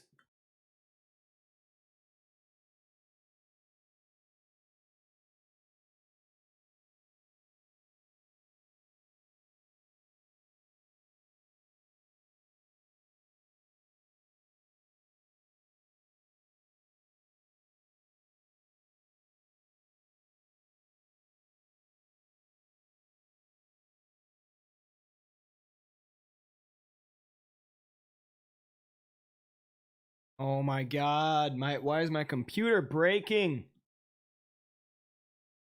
Jesus. It looks like everything's fine. Understand what is going on.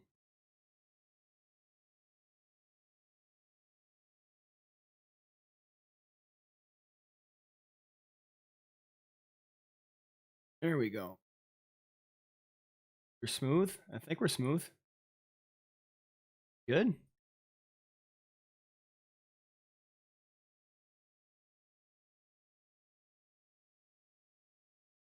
I think I'm okay.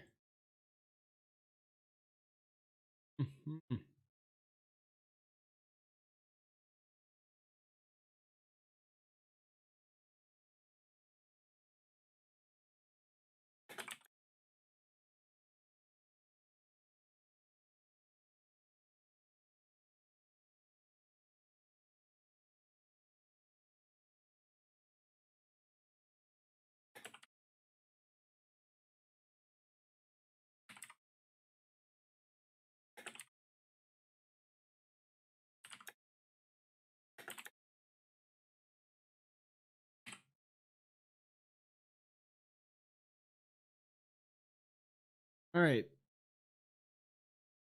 My WoW characters are missing.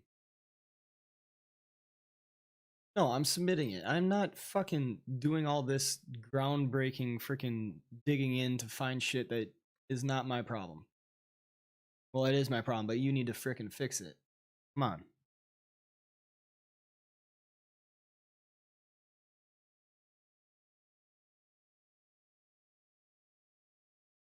Hell yeah, Jake.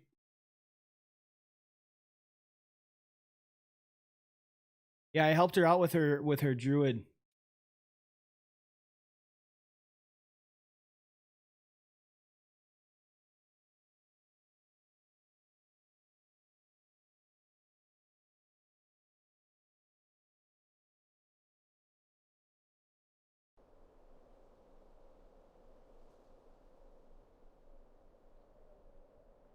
Okay.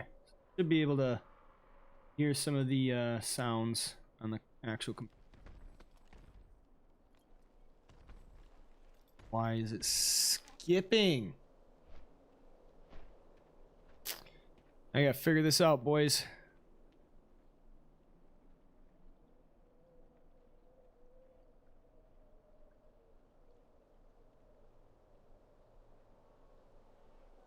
Your stream is experiencing issues.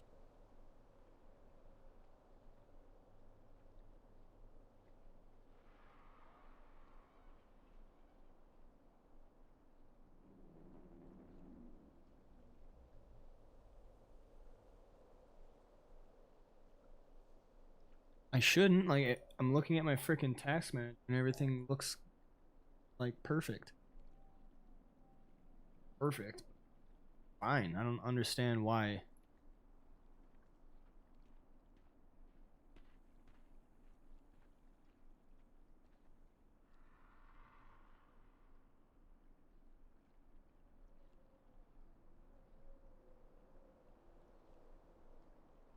Access capture.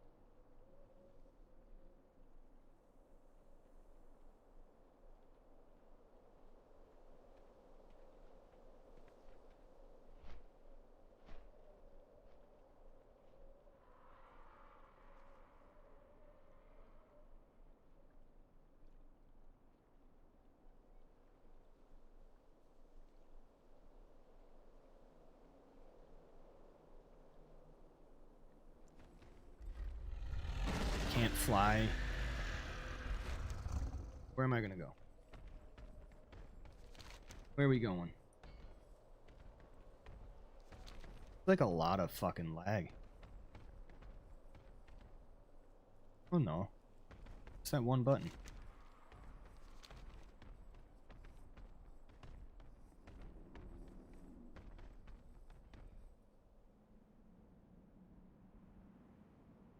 Alright, let's get some music going.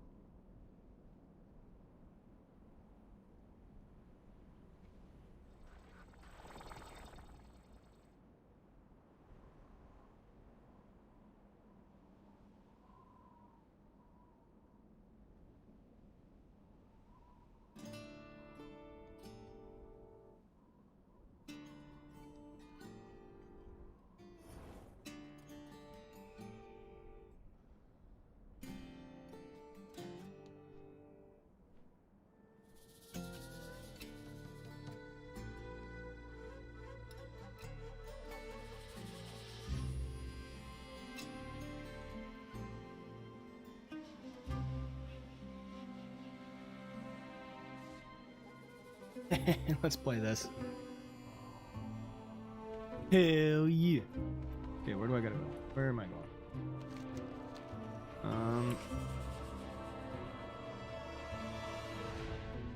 Huh?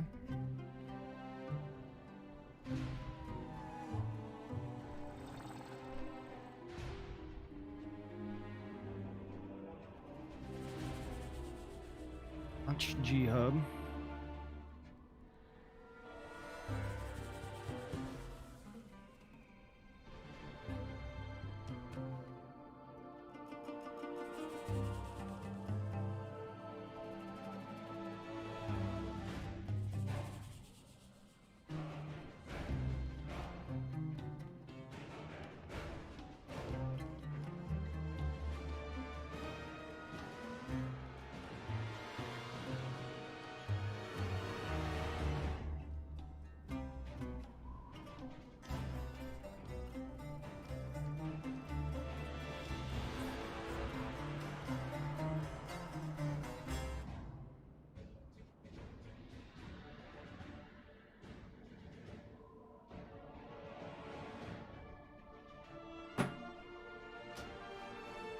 Get rid of some music.